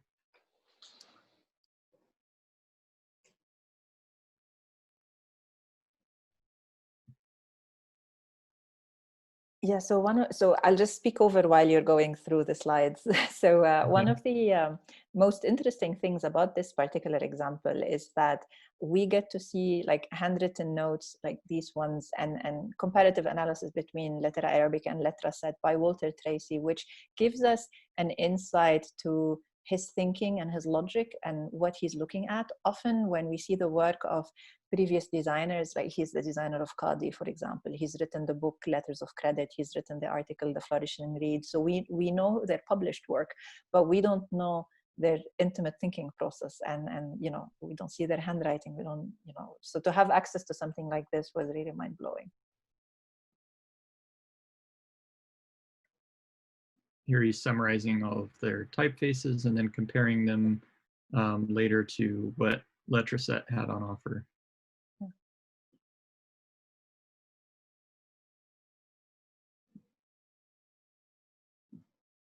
This is the, I guess I do have a couple final ones. This is one of our favorite artist book creators, Islam Ali. He lives in Iowa City, originally from Egypt. And this book here is kind of a retelling of his experience in Tahrir Square during the Arab Spring. And it's laser cut. And really it's kind of a repeating of the same phrase that says the people want to bring down the regime. And then the people brought down the regime at the time of the revolution. So it's a really good example of telling a story in an atypical way, and also a really beautifully made book. As something he often does is this laser cut kind of bookmaking or typography or calligraphy. And this is another example which the orientation may look familiar to you if you remember the commentary books or the marginalia that we saw before. That's really what he's commenting on in this piece of work. So I can show you the comparison here and can see what he was drawing from. That is it for me. Okay, perfect. Thank you, Stephen. And thank you, Mamoun, also for the comments. Thank you. We're going to, so again, if there are any questions, we'll take them at the end. We're really running out of time, but anyways, we still have the last one. Thank you for everyone who's still on the call today.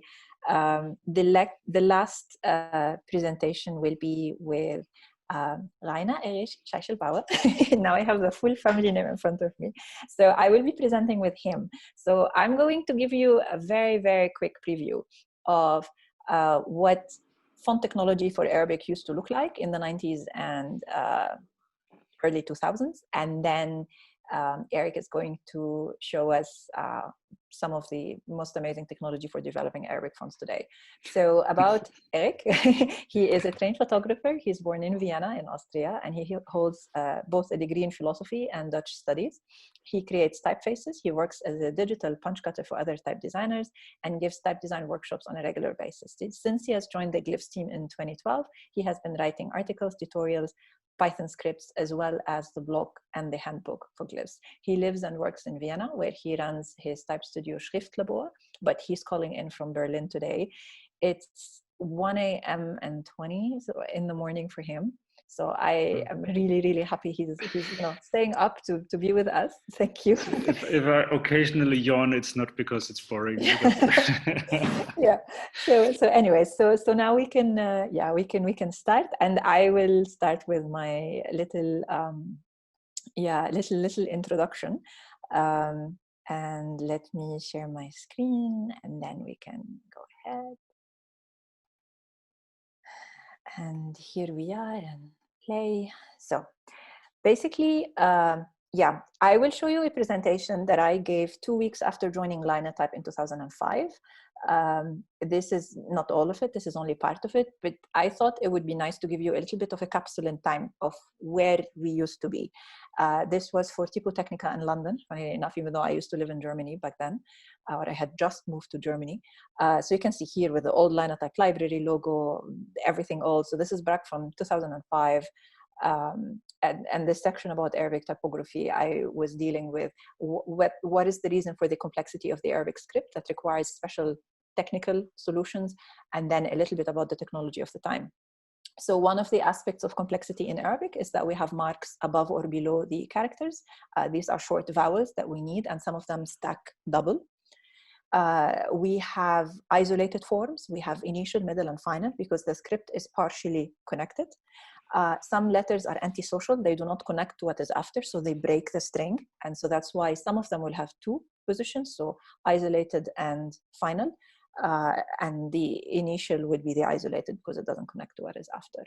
Obviously, for everyone who speaks Arabic, this is, you know this already. And of course, you have different treatments based on the style. You could have ligatures, you could have many other alternates. This is a screenshot from, I think this is Fontographer actually. No, this is still FontLab. No, it's still FontLab. But this is an AXT font, which is when I studied graphic design in the 90s. This is what the fonts looked like. They were hacked through type fonts. They didn't have their own code. They were made for one specific software. If we worked in Quark Express, we could not copy paste the text into Illustrator. Illustrator didn't even support Arabic at the time in any case. There was no InDesign. Photoshop obviously does not support Arabic either at the time. So we had Quark Express Arabic with a dongle, and this is what you worked with. And this is how hacked the font was. So for example, for the final Sad, or the Sad in general, that bit that comes, the cup for the Sin and the Sad, it was separate. And the tooth was also separate, and you somehow combine them later. Obviously, lots of restrictions, particularly for transferring text from one software to another or writing emails or any of that. This was all really, really complicated. The design was poor, but that's a different reason, not just like you could still draw good typefaces with the technology at the time. It's just we had also very poorly designed typefaces. So fast forward to the early 2000s, and this is what I was showing, because at the time in 2005, it was like, oh my God, we have OpenType now for Arabic. Look, all these amazing things that we can do.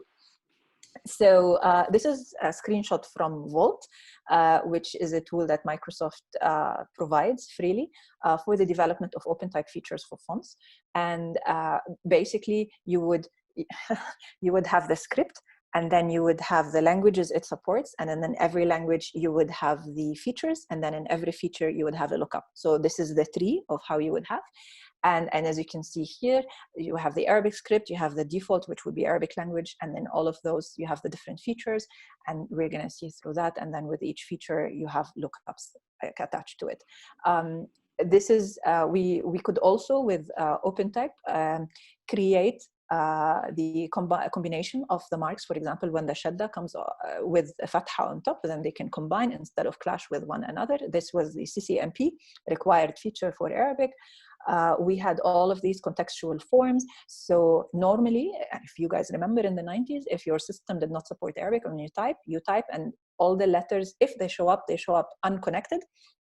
And then you had these substitutions that would say, take the isolated shape, give me the initial version, and the text engine would be able to read the OpenType feature. We actually had to input this one by one. So not so fun.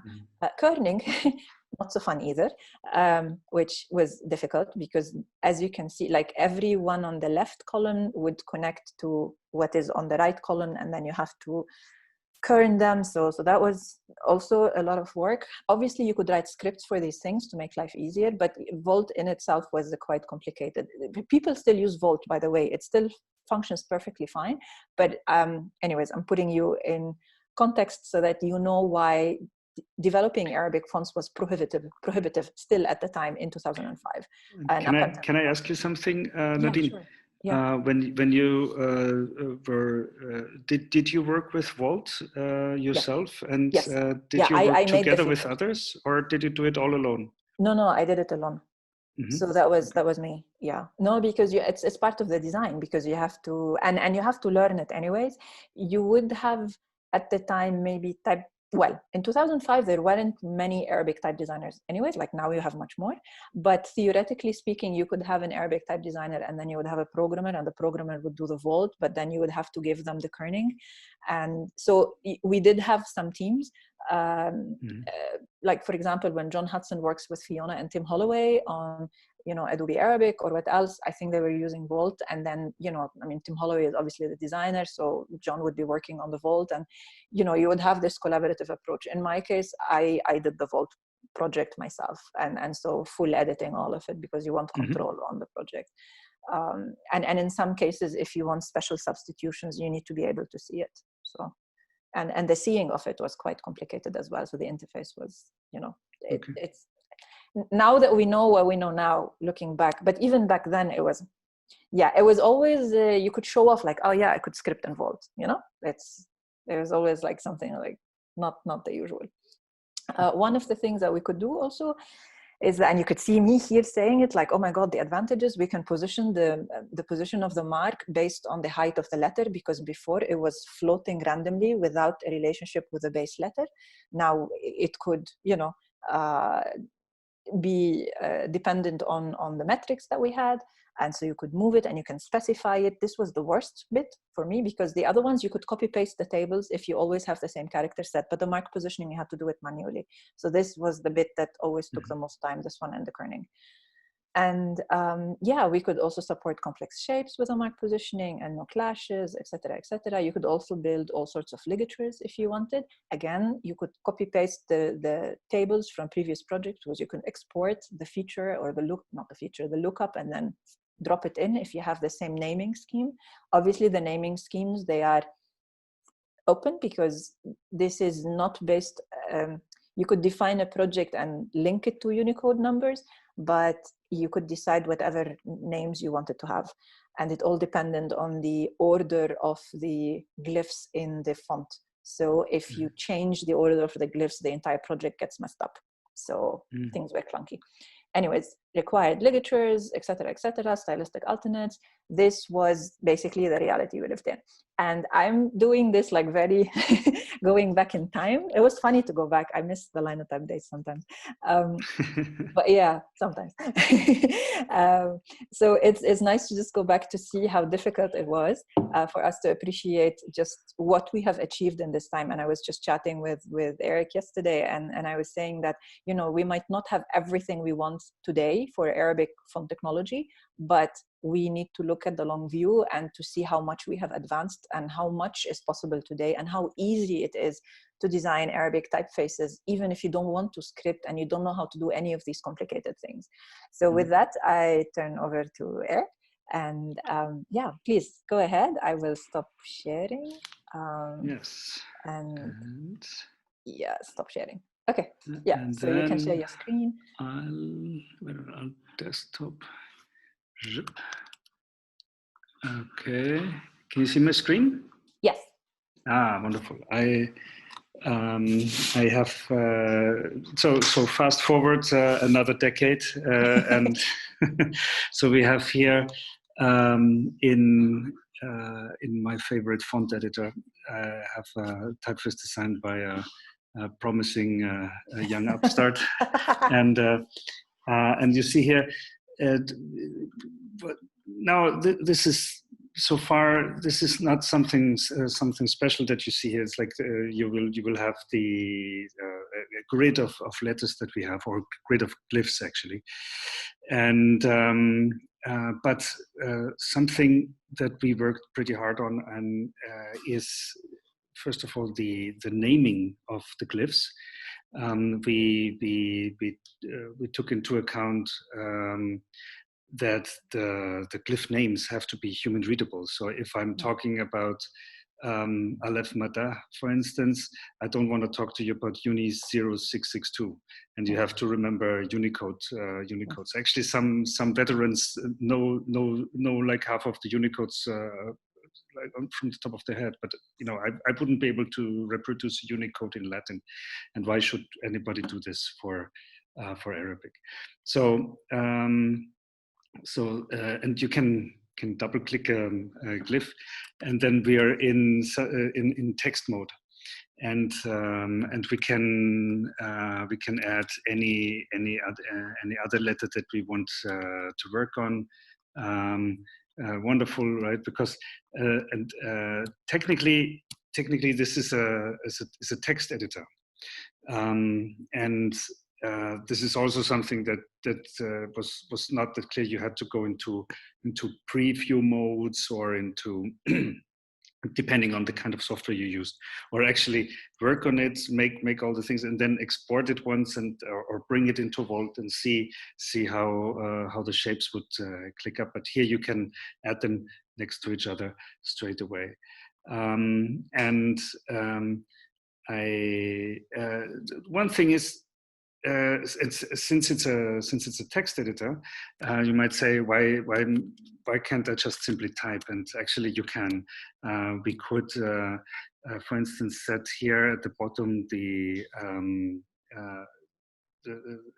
type direction to right to left. And then I switch to Arabic here, for instance, an Arabic keyboard, and I'll just try and type anything. Probably, I hope I'm not writing anything nasty, but no, that's fine. I hope it just means nothing. It just means something. Okay. And the cool thing is, because you have glyph names that indicate, for instance, that there are final shapes here. So here we have a Tema Buddha with in its final or terminal shape, and here we have a be, medial be. While you type, the correct versions of the letters or the correct forms of the letters are inserted right away. And so you can see immediately how the shapes will click and or if everything lines up properly and the way it's supposed to be. And yes, as you have right to left text setting. If I switch back to left to right, then I have the letters in separation again, and that may be easier for editing, because if you then switch to the different glyphs, then you don't trigger other text substitutions or absolutely. Sorry, can you hear me? Yes. It tells me sometimes that my internet connection is unstable. No, we hear you perfectly. I actually wanted to jump in and say when I switched to glyphs, it was you guys came over to Bad Homburg to give us a workshop, and I'm never an early adopter, so I was quite late adopting. And I remember Georg always used to ask me, you know, like, have you looked at this? Have you looked at that? And I was like, yes, but I don't have time to learn a new tool, etc., etc. But I was, and I didn't. But I was in the middle of designing Zafino Arabic. And I needed to be able to design and to see how different letters are connecting together in a word. And I needed to be able to see it. But when I was designing in FontLab, I didn't have the time to go and produce a Volt project to make the substitution, to see what it looks like so that I can go back and edit. And so when we are designing something which is very static, you could perhaps get away with a more complex workaround for the solution. But when you are able to design the letter in the context of a word, especially for a script like Arabic, which is partially connected, this is absolutely important, because you see how the characters are interacting together, you see how they make words, and then when you build the features, you see the substitutions live in front of you. You don't have to get out of your design space. So basically the technology is being taken care of behind the scenes.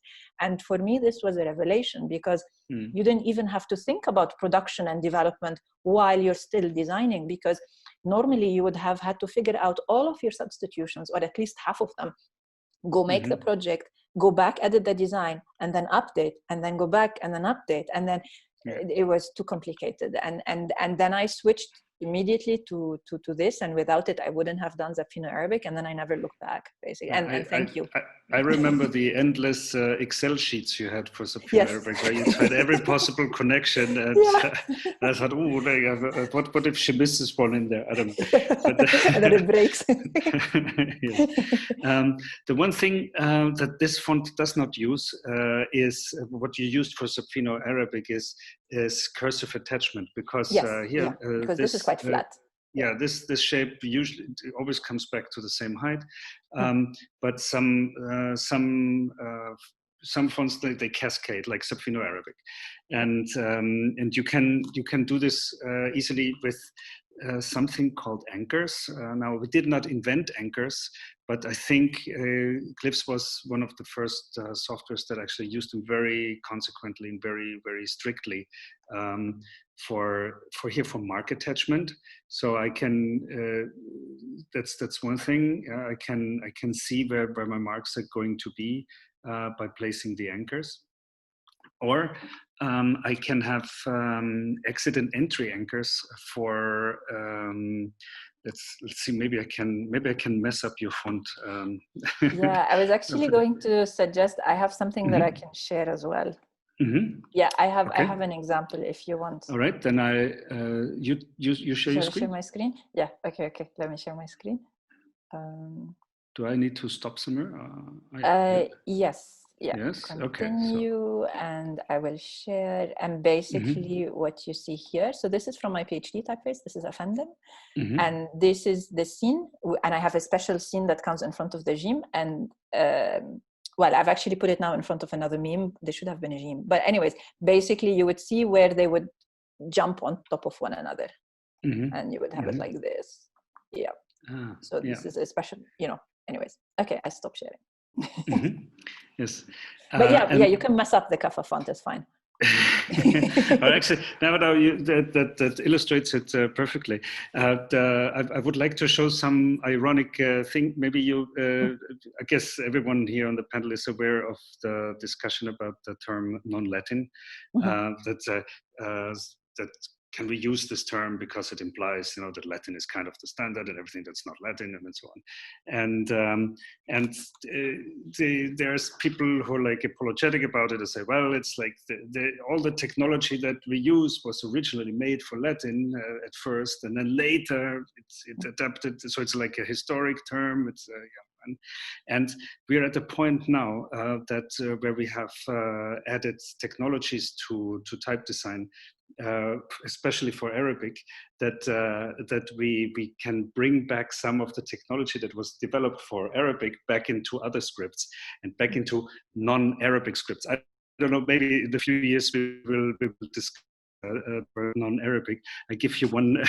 I give you one example, and you showed the. Here's an OE in a font that's modular enough that allows to reuse the actual E for the OE. And what we do here is we use something called automatic alignment. One problem with the OE in Latin is that usually you would decompose these shapes, right? And then you would adjust your E or whatever, and then you're done. And then later you would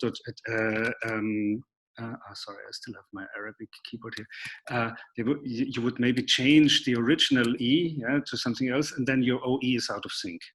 This is something that would happen easily. But so that's why you would want to use something called components, right? And in order to get this right, you would need one part that clicks exactly onto the next. And the way to do it is with cursive attachment, a technology that was developed for Arabic, and so here we can have here would be the exit anchor of one, prefixed with a hashtag. So because we don't really want to export a cursive attachment feature. So if you don't call them exit and entry, but hashtag exit and hashtag entry, then the creation of the OpenType feature is suppressed. And in the E, the receiving letter, it has an entry anchor. So this is how an Arabic technology is used for non-Arabic scripts in this case. So there's we do have it in Kaffa actually. Yes. But not in the tools, but like if you go, for example, with if you go back up, example for the lamp, like if you open or the scene, for example, if you open the scene would be not this one. This is the one that I was telling you. This is not best practice. No, but if you look at the SOD, for example, probably so the SOD right under it, No, still not. No. Yeah, there it is. If you go back up, see? And there is the anchor on the baseline. Hashtag entry. Okay. Yes. To lock in the entry to the base shape. And I was embarrassed to tell, because I wanted to show to give the font file to Erich to show you guys, but I noticed that I'm not using this anchor attachment to the tooth, and I was embarrassed, and I was telling him like this is not good practice. But basically we lock them in so that when we change the proportion of the base letter, the incoming connection stays the same relationship because the anchor locks it in place. And this is again groundbreaking because you don't have to go back and edit every time and update and copy paste. I see a few things that where Not good we could use something called automatic alignment, because I'm a little worried right now. Some of these things are freely placed, and what if they get out of sync? You know? I know. I told you it's not good practice. And so what I would first probably do is get the shapes into the right order. And so this one would be first, right? And this one second, this one third, and we fix this. And oh, I didn't fix it. Did I? No, they aren't. I see. Yeah, because some of them have anchors and some of them not. So it will mess things up, because the middle one has so the noon has an anchor. So for this to work, if one of them has anchors, incoming anchors, entry and exit, all of them should have it. Otherwise, it messes them up. Yeah, that's like I was saying. This is not good practice. Okay. Now, what I did, not all of the components were had automatic alignment on. So what I did now is turn on automatic alignment, and all we would need to do here now is to have all the parts with the right, the correct spacing, and then they would interlock exactly, or actually they do, And I may not have made a very precise job now, but you get the idea, right? And the most amazing thing with this is that you don't, like, you draw it once, and when you make an update, you update one glyph, not 20. That's really that's why, like, I keep telling everyone that glyphs cut my design time at least in half, at least. So this makes designing a large character set like Arabic really much easier and simpler.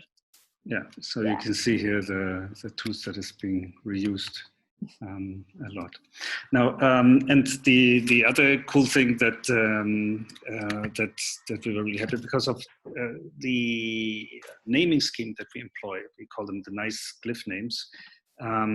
We can deduct the open type features. So, for instance, required ligatures. So, if you have, for instance, all the lam aleph combinations are automatically are inserted into the required ligatures feature, right? And or all the positional features are automatically done, right? And so you cannot forget something. So if you add, let's say, the final cuff, then it will automatically go into the open type feature. And this is done automatically by glyphs. So the moment you say add Arabic glyphs to the font, and then you just need to click the update button, and it does it on the fly. So basically, this is the Vault project being taken care of, most of it automatically. Yeah, we even do a lot of CCNP, what was it, Shada Kasra? The happens automatic as well, and that's possible if that's built into it. If you use the glyph naming scheme that we propose, we believe that that the way we write the glyph names is human readable. You can read here Hamza above and a Sukun at, and you know what it's about, and you don't have to look it up. Of course, all of this would not have been possible without the input from Arabic designers like you. And a lot of people who helped us tremendously with finding, for instance, the proper names, right? Because I don't speak Arabic and Gerrit doesn't speak Arabic, but we kind of understand it. But and I actually learned a little bit to read Arabic, but I read like a 3-year-old, like I say, but and then maybe it makes sense to. No, but I wouldn't have been able to. I don't have the knowledge of course. So we need input from our users, and this is why I usually say that Glyphs is not only a small company producing type design software. Glyphs is also a community project where a lot of people from all over the world chime in. One thing, though, that I've mentioned the discussion about the term non-Latin and the way how Latin-centric type design software has always been, and this is actually also still true for Glyphs too. So if you make a new font in Glyphs with Command M, what you get by default, you get the Latin A to Z, and then when you add an Arabic to it, let's say all the basic letters here, then you go in, you get you open it. What you get here is Latin vertical metrics. I have an X height here that's way too high. That doesn't make sense for Arabic. I have a descender that's way too short for Arabic, and so on. Now, wouldn't it be great when you start your design to have Arabic metrics right away, for instance, or metrics that match your things, or not having to the first step you do is delete the Latin or something. And for those who've been holding out for that long, I can give you a very exclusive sneak preview into this application here. You see, it looks very similar to Glyphs too, this is what it looks like. Is this the first time you're showing this in public? The first time I'm actually live demoing it, and okay. Please forgive me if it crashes, because it's just okay. the very latest build. I don't know with the latest changes, it could crash at any time. We plan to have a public beta hopefully at the end of next week, but we'll see. So when you start a new project in Glyphs 3, the new version of the app, what you get is this, or actually, wait a minute, it's not. What you get is the start window, and you can choose your the script you want to work on. Could choose Latin, for instance, or not, right? But in this case, we want to have Arabic and only Arabic, of course. And so we go. And then you could decide the languages on the side, for example, the shortcuts, if you want Arabic or Persian or Urdu, and if you want ligatures. Exactly, right. Or I can add them later as well. This is just to populate my Glyphs file. And then I say create project. I need to go get popcorn and sit like eat popcorn. Yes, and many of the things are they're still there. We still have the glyph naming scheme, the human readable glyph names. The font view did not change that much. There's a couple of things that are slightly different and a little more a little better cleaned up and stuff.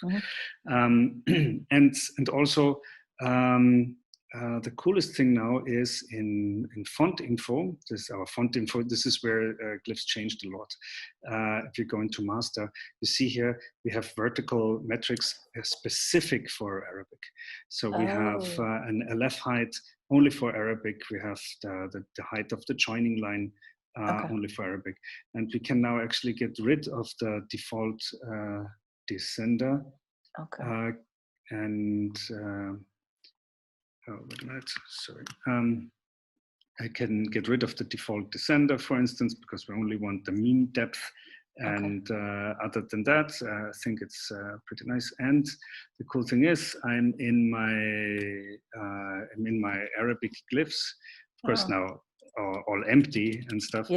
But I get the I get to do my be dotless, for instance, with the metrics that I want. I'm sorry. So you can have a little fun at someone who does not know what he's doing, trying to make an Arabic font. And you also can see here for something that's different now is that the preview of the outline. You get it right away, and not only at export time. So you can very quickly see what the resulting outline is going to be. Yeah, then it makes it look much cleaner. Yeah. Also, also if it can also tell you if the if you immediately see if a contour has the wrong orientation, for instance, right? That way. So here is my dotless be, right? For instance, and so and then I would in the be. Wait a minute, it's already there. In the proper be, I can use this one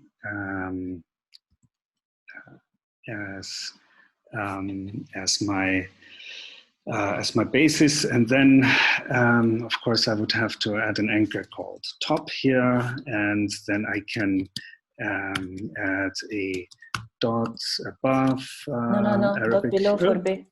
Dot below. Thank you. Below. Dot above would be something different, right? So yes. It's the T, right? And then here.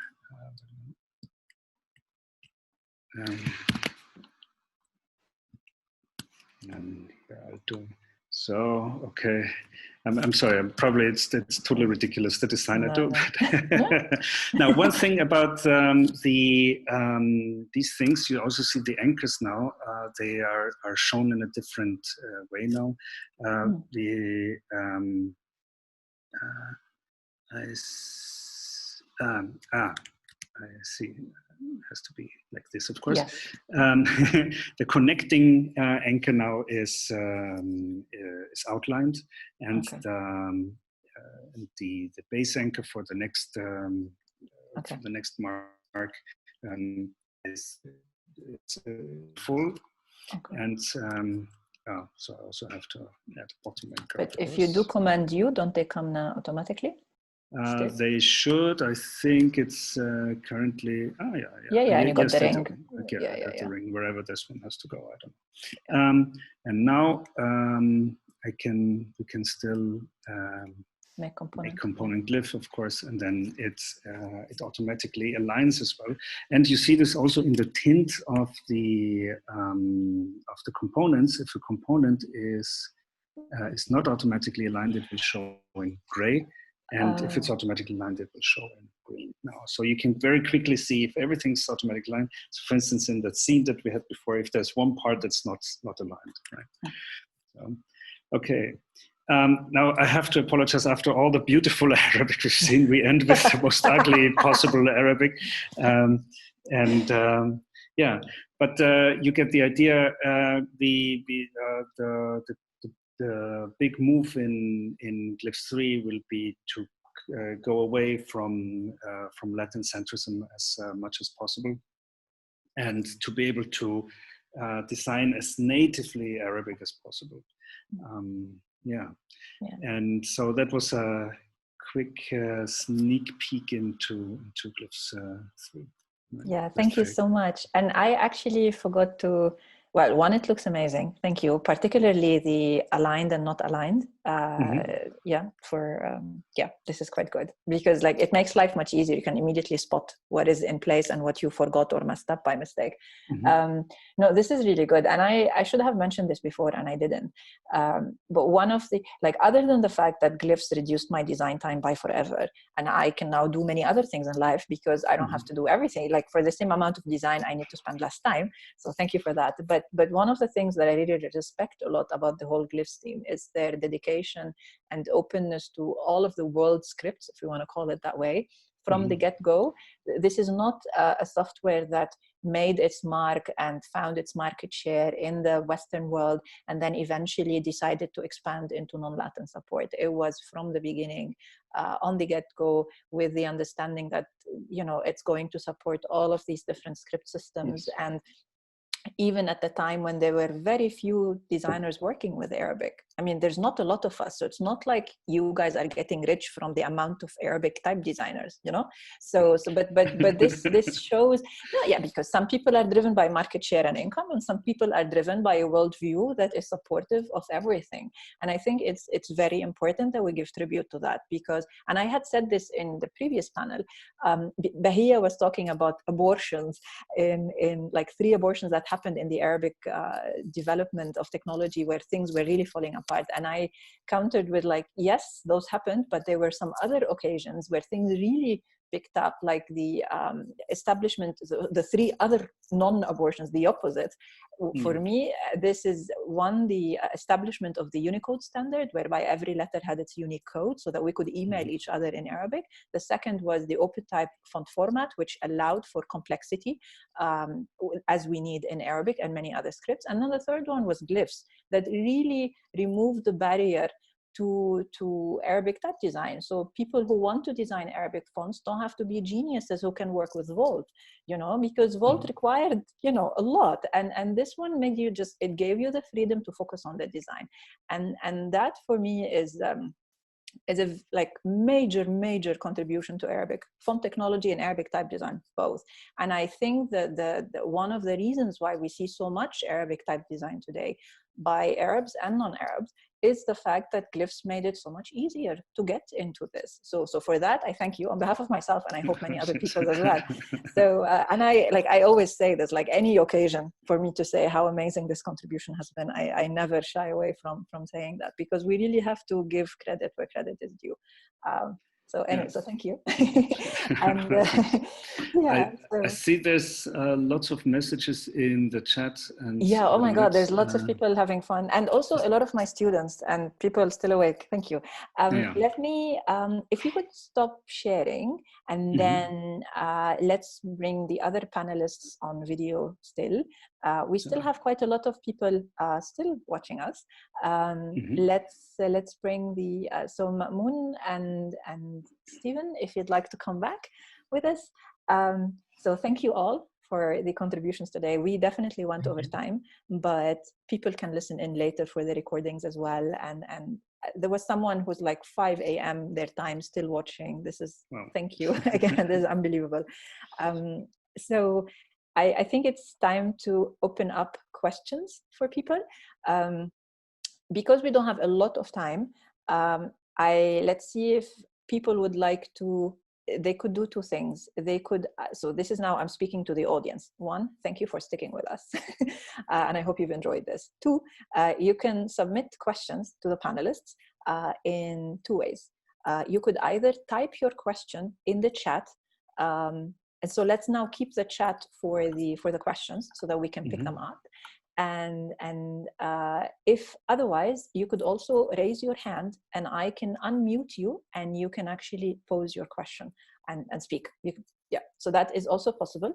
And so I will do that as well. So if to raise your hand, when you go and click on manage participants or participants, I think there there's an option to say raise hand.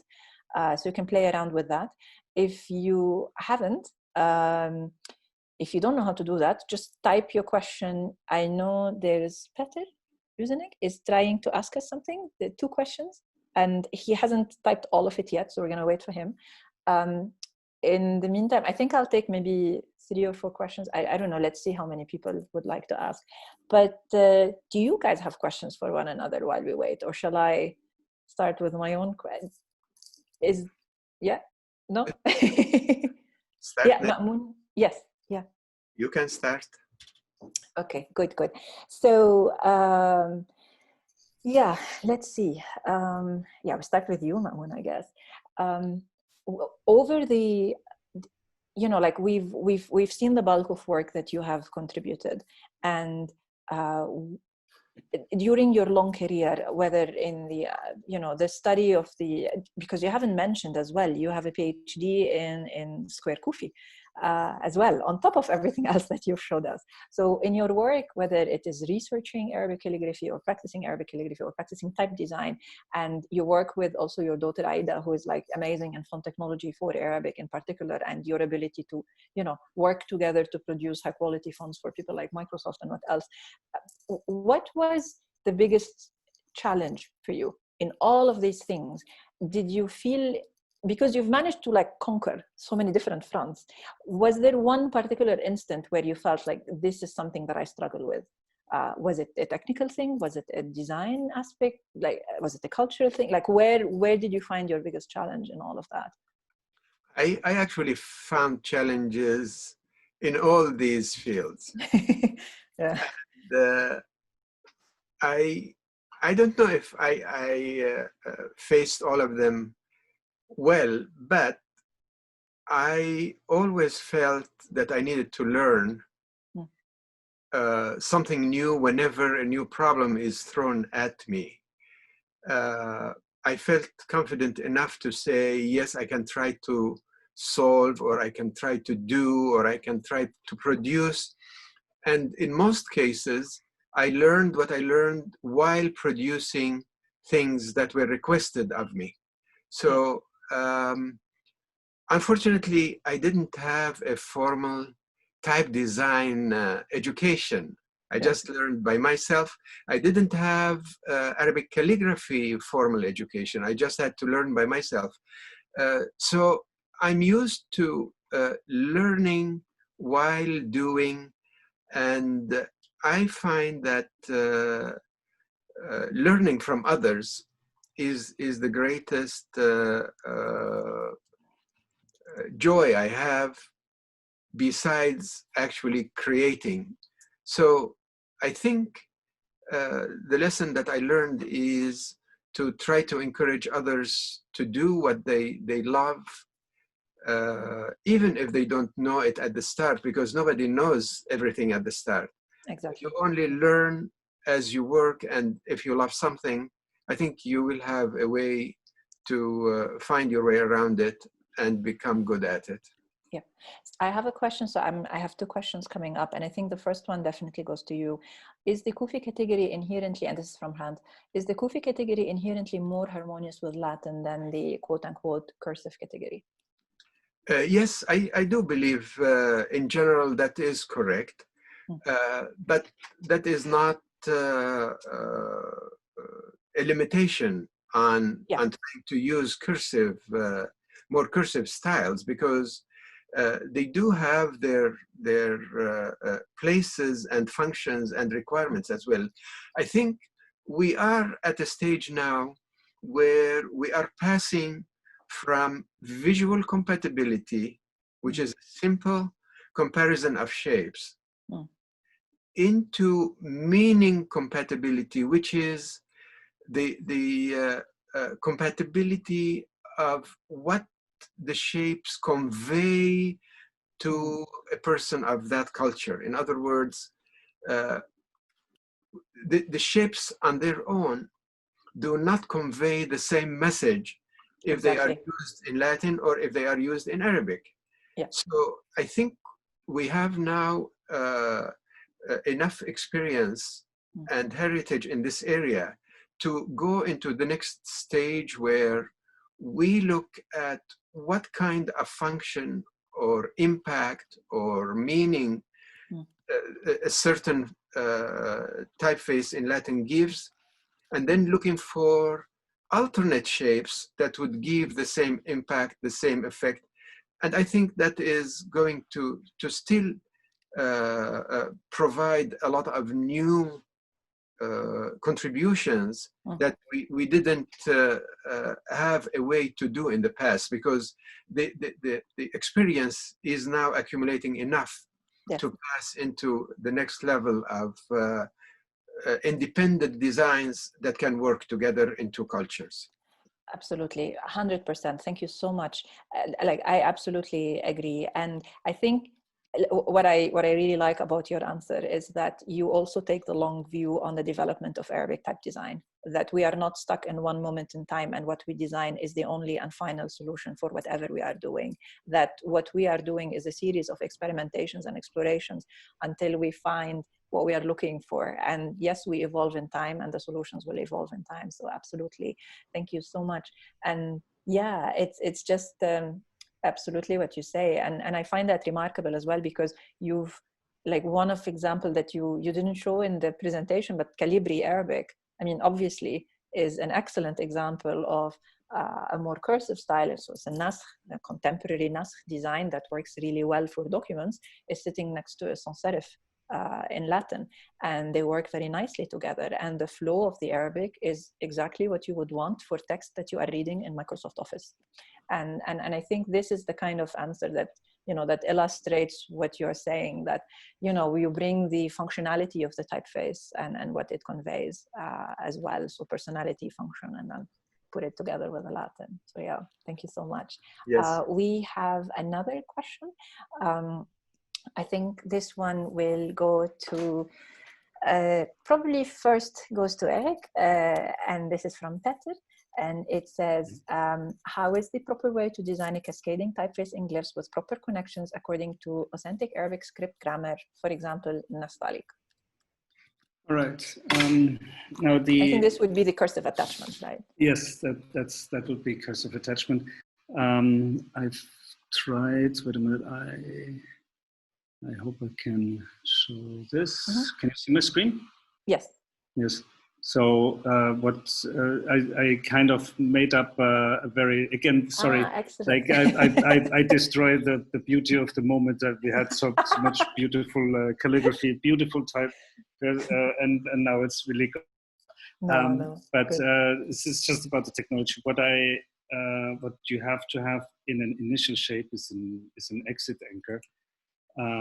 What you have to have in a medial shape is an entry and an exit anchor, and then from the coordinates of these anchors, Glyphs can produce the cursive attachment open type feature. And of course, final shapes only have an entry anchor, and isolated shapes don't have any of these. And if I switch, then wait a minute, I should. They need to be in the opposite order. Yes, I switch to right to left, and I'll try and type and then it connects this way. I don't know if this probably doesn't look right, but you get the idea. There's just shapes that click into each other. Yeah, and basically about cursive attachment. Yeah. No, well, no, you continue and then I'll add something. Okay. The one thing about cursive attachment is that that may have an influence on your design in the way that, well, let me go back to this one, where you, so here, for instance, where they always click on the same line or on the same height. Is there an expression for this? The non-cursive attachment, but we should not say non anymore, right? Yeah. Where you can, baseline attachment. Baseline attachment. Okay, if you have baseline attachment like this, then you always have to make sure that this shape is the same and this has the same left and right side bearings and so on. And you have things in a medial shape like this, you have a thing sticking out on the right side and one on the left side. And in a cursive, in a design, oh, sorry, my shortcuts are not working. So in a cursive, no, this is, sorry, so it's getting worse. Where is it? Yeah, here. And in a cursive design, you may not need to do that. So again, don't take this as a design suggestion, it's just a technical suggestion, is that you don't have to have the incoming stroke in your medial shape, because that is supplied from the initial or other medial shapes. On this, can I ask a question? Sure. In this type of design, the most important challenge is changing these different shapes when they alternate, so that you don't repeat the same. So how do you usually program this into the font? So we would have a duplicate of this medial fake bear here. so I have here.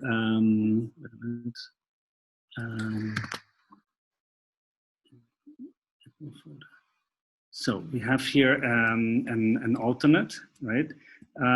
So we can call this one the medial bear, I don't know, large, for instance. Then I take these two notes here and make them a little higher, for instance. And then, of course, if I still go this way, I mean, I would still have to insert it manually here in order to see it, right?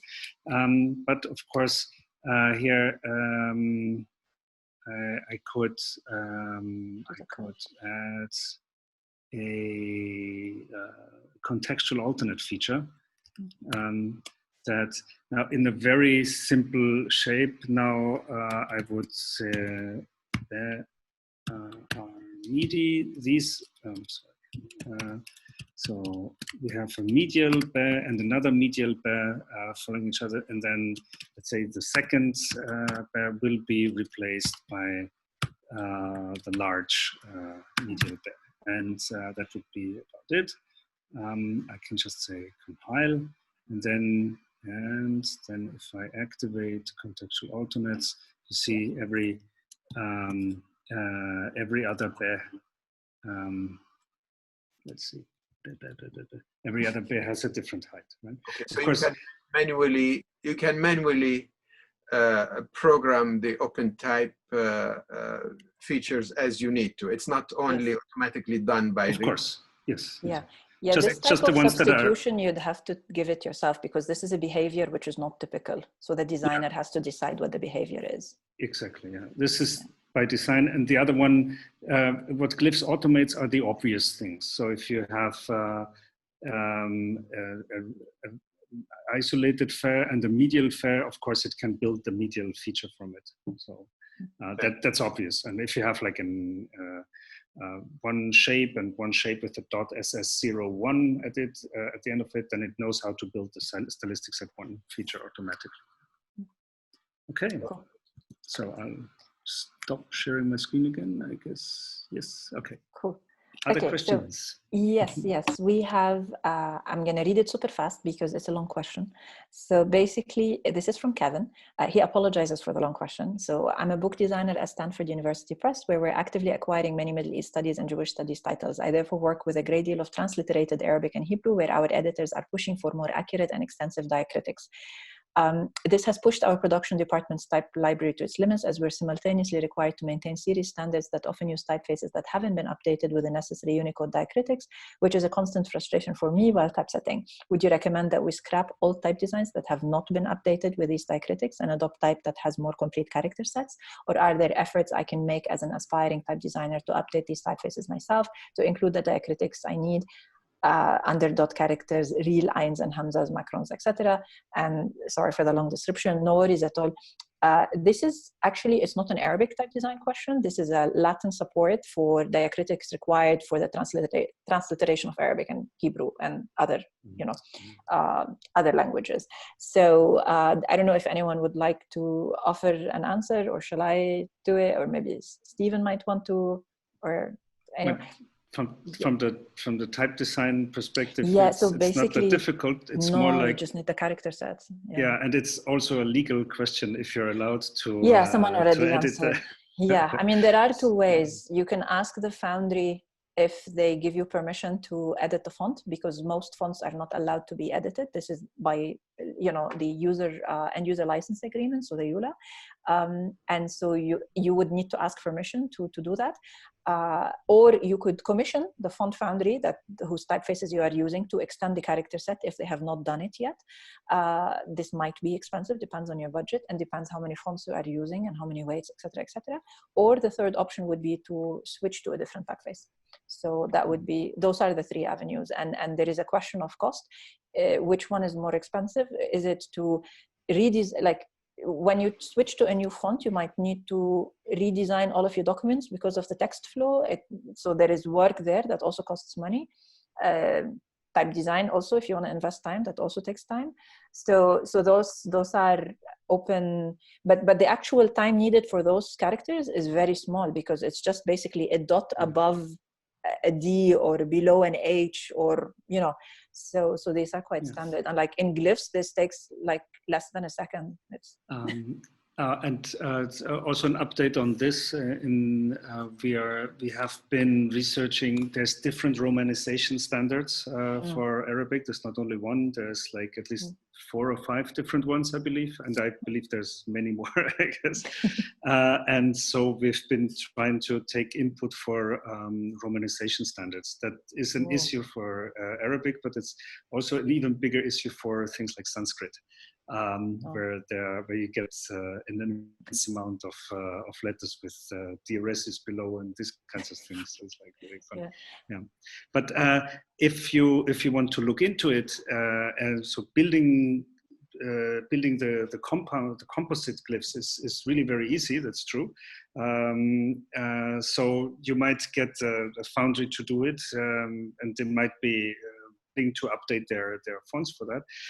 The other thing you can do is there are open source projects on GitHub. There's Glyphs files that are available on GitHub where you can contribute these things.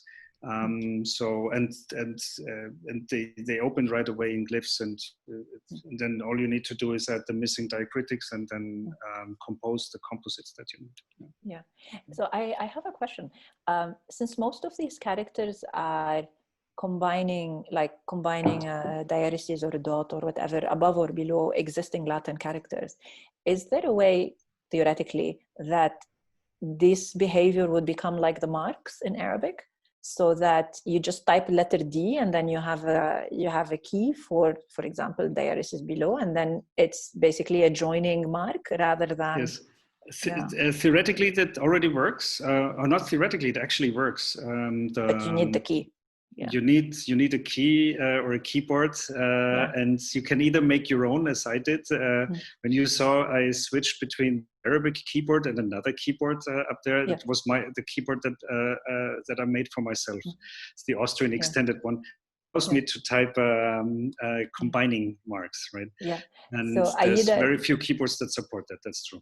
Good. And Aida is saying that she did a lot of this work for Microsoft fonts, and it can be done with open type processing. So they should be working. But the question is, would they work in a font, in like a standard Latin 1 font that has? Most fonts support it already, or most fonts produced with Glyphs at least, because we export the mark and mark to mark, the mark attachment and mark to mark attachment features right out of the box. If you place your top and bottom anchors, you get the mark to base and the mark to mark. Okay. So the fonts support it. The difficult thing is the typing, right? So. Yeah, obviously. Yeah, good. So I hope this answers Kevin's question. Yes. One last question. Is there, no, this is from Peter now. Is there a preferred rule to design the combination of shadda with kasra together above the character, or separated, the shadda above or the kasra below? He's seen 2 examples. And he would like to have an answer. I would also like to have an answer. Mamoun, maybe you could tell us a little bit about this. I usually put both of them above, but I've also seen them separated. Yes. The shadda and kasra make up a rather peculiar situation, because the kasra should go below the letter. Yeah. But when it's combined with the shadda, it follows the shadda above the letter. Yeah. So about 100 years ago, there was a convention that's agreed upon that it's okay to raise the kasra with the shadda above the letter. However, in Quranic orthography, as well as sometimes in Urdu or some other languages, users want to have the kasra below and the shadda above. They don't like what is conventional for Arab users. Okay. So for me, this is quite normal to have them above, but for other users, it's not. The question is, can we have both? Usually the system itself will produce one the way based on how the font is programmed to start with. So the designer will say, I want these to be together above, or I want them separate. However, I think one could introduce a stylistic alternate to that would be applied by the user to convert from one to the other. There are a few Arabic fonts that do that, and we are exploring having this as a standard addition to Microsoft fonts that are commonly used, because we keep getting this request, especially, as I said, for writing Urdu and some other languages. Okay. So for now, we have some Microsoft fonts using one system, while some are using the other, while we are still struggling with how to make them more consistent and have both accommodated. Okay, but would you say this is a linguistic issue? So could this would this stylistic set, because if you have it for Microsoft, it's not like the stylistic sets are easily accessible. You would want to put it, for example, in a language tag. Like, for example, would you say for all Urdu users, we need to split them? Or would you? Yes, I think that's. Okay. But again, we cannot cover all the users. We get consistent requests from Urdu users. We know this is what is preferred there, but we may have other language communities that may prefer one way or the other. So in my view, we have to give the user the ability to choose one or the other eventually. Okay, okay. And this would be, Eric, this would be the composition decomposition, right? Because what you would need to do is to reverse it. Like if you're designing, if you're building the font in Glyphs, the composition decomposition already places the shadda and the kasra together. So would you need another lookup to basically break that combination, to let them stack in order? Okay. The interesting, you would have to, from a technical point of view, but I don't know how many people can follow me now, is that you'd have to put in a very early lookup that is called then, called for instance from cult or something else. And that would prevent maybe the ligature of shadda and kasra, and then so they could be separate, and that would be a user choice. That's thinkable. Yeah. Okay. That will also require a local language. Like Urdu. You can put in those local languages, and that is not supported widely or consistently among many applications yet. So we have some time to get that standard as well. Yeah, it is still the problem. There's a lot of possibilities that are in the technology, but the support is so bad, or the software that people use is so buggy that very often type designers and font engineers need to find workarounds for bugs in other software and hacks to make the fonts work in that software or in that software. Otherwise, the client complains, right? And this is one of the big problems that we have when we work. Let me just make a general comment. This is a situation where there are conventions in certain language communities that are accepted, but not accepted in other communities. So I think whenever a font is designed, if you already know who's going to use it, they may give you feedback and you can design it to match what they want. But in the case where the font is open to everyone to use, I think we are going to have some unfulfilled needs, because there are always special ways to want something in a certain way that's not common or a tradition in another part of the user community.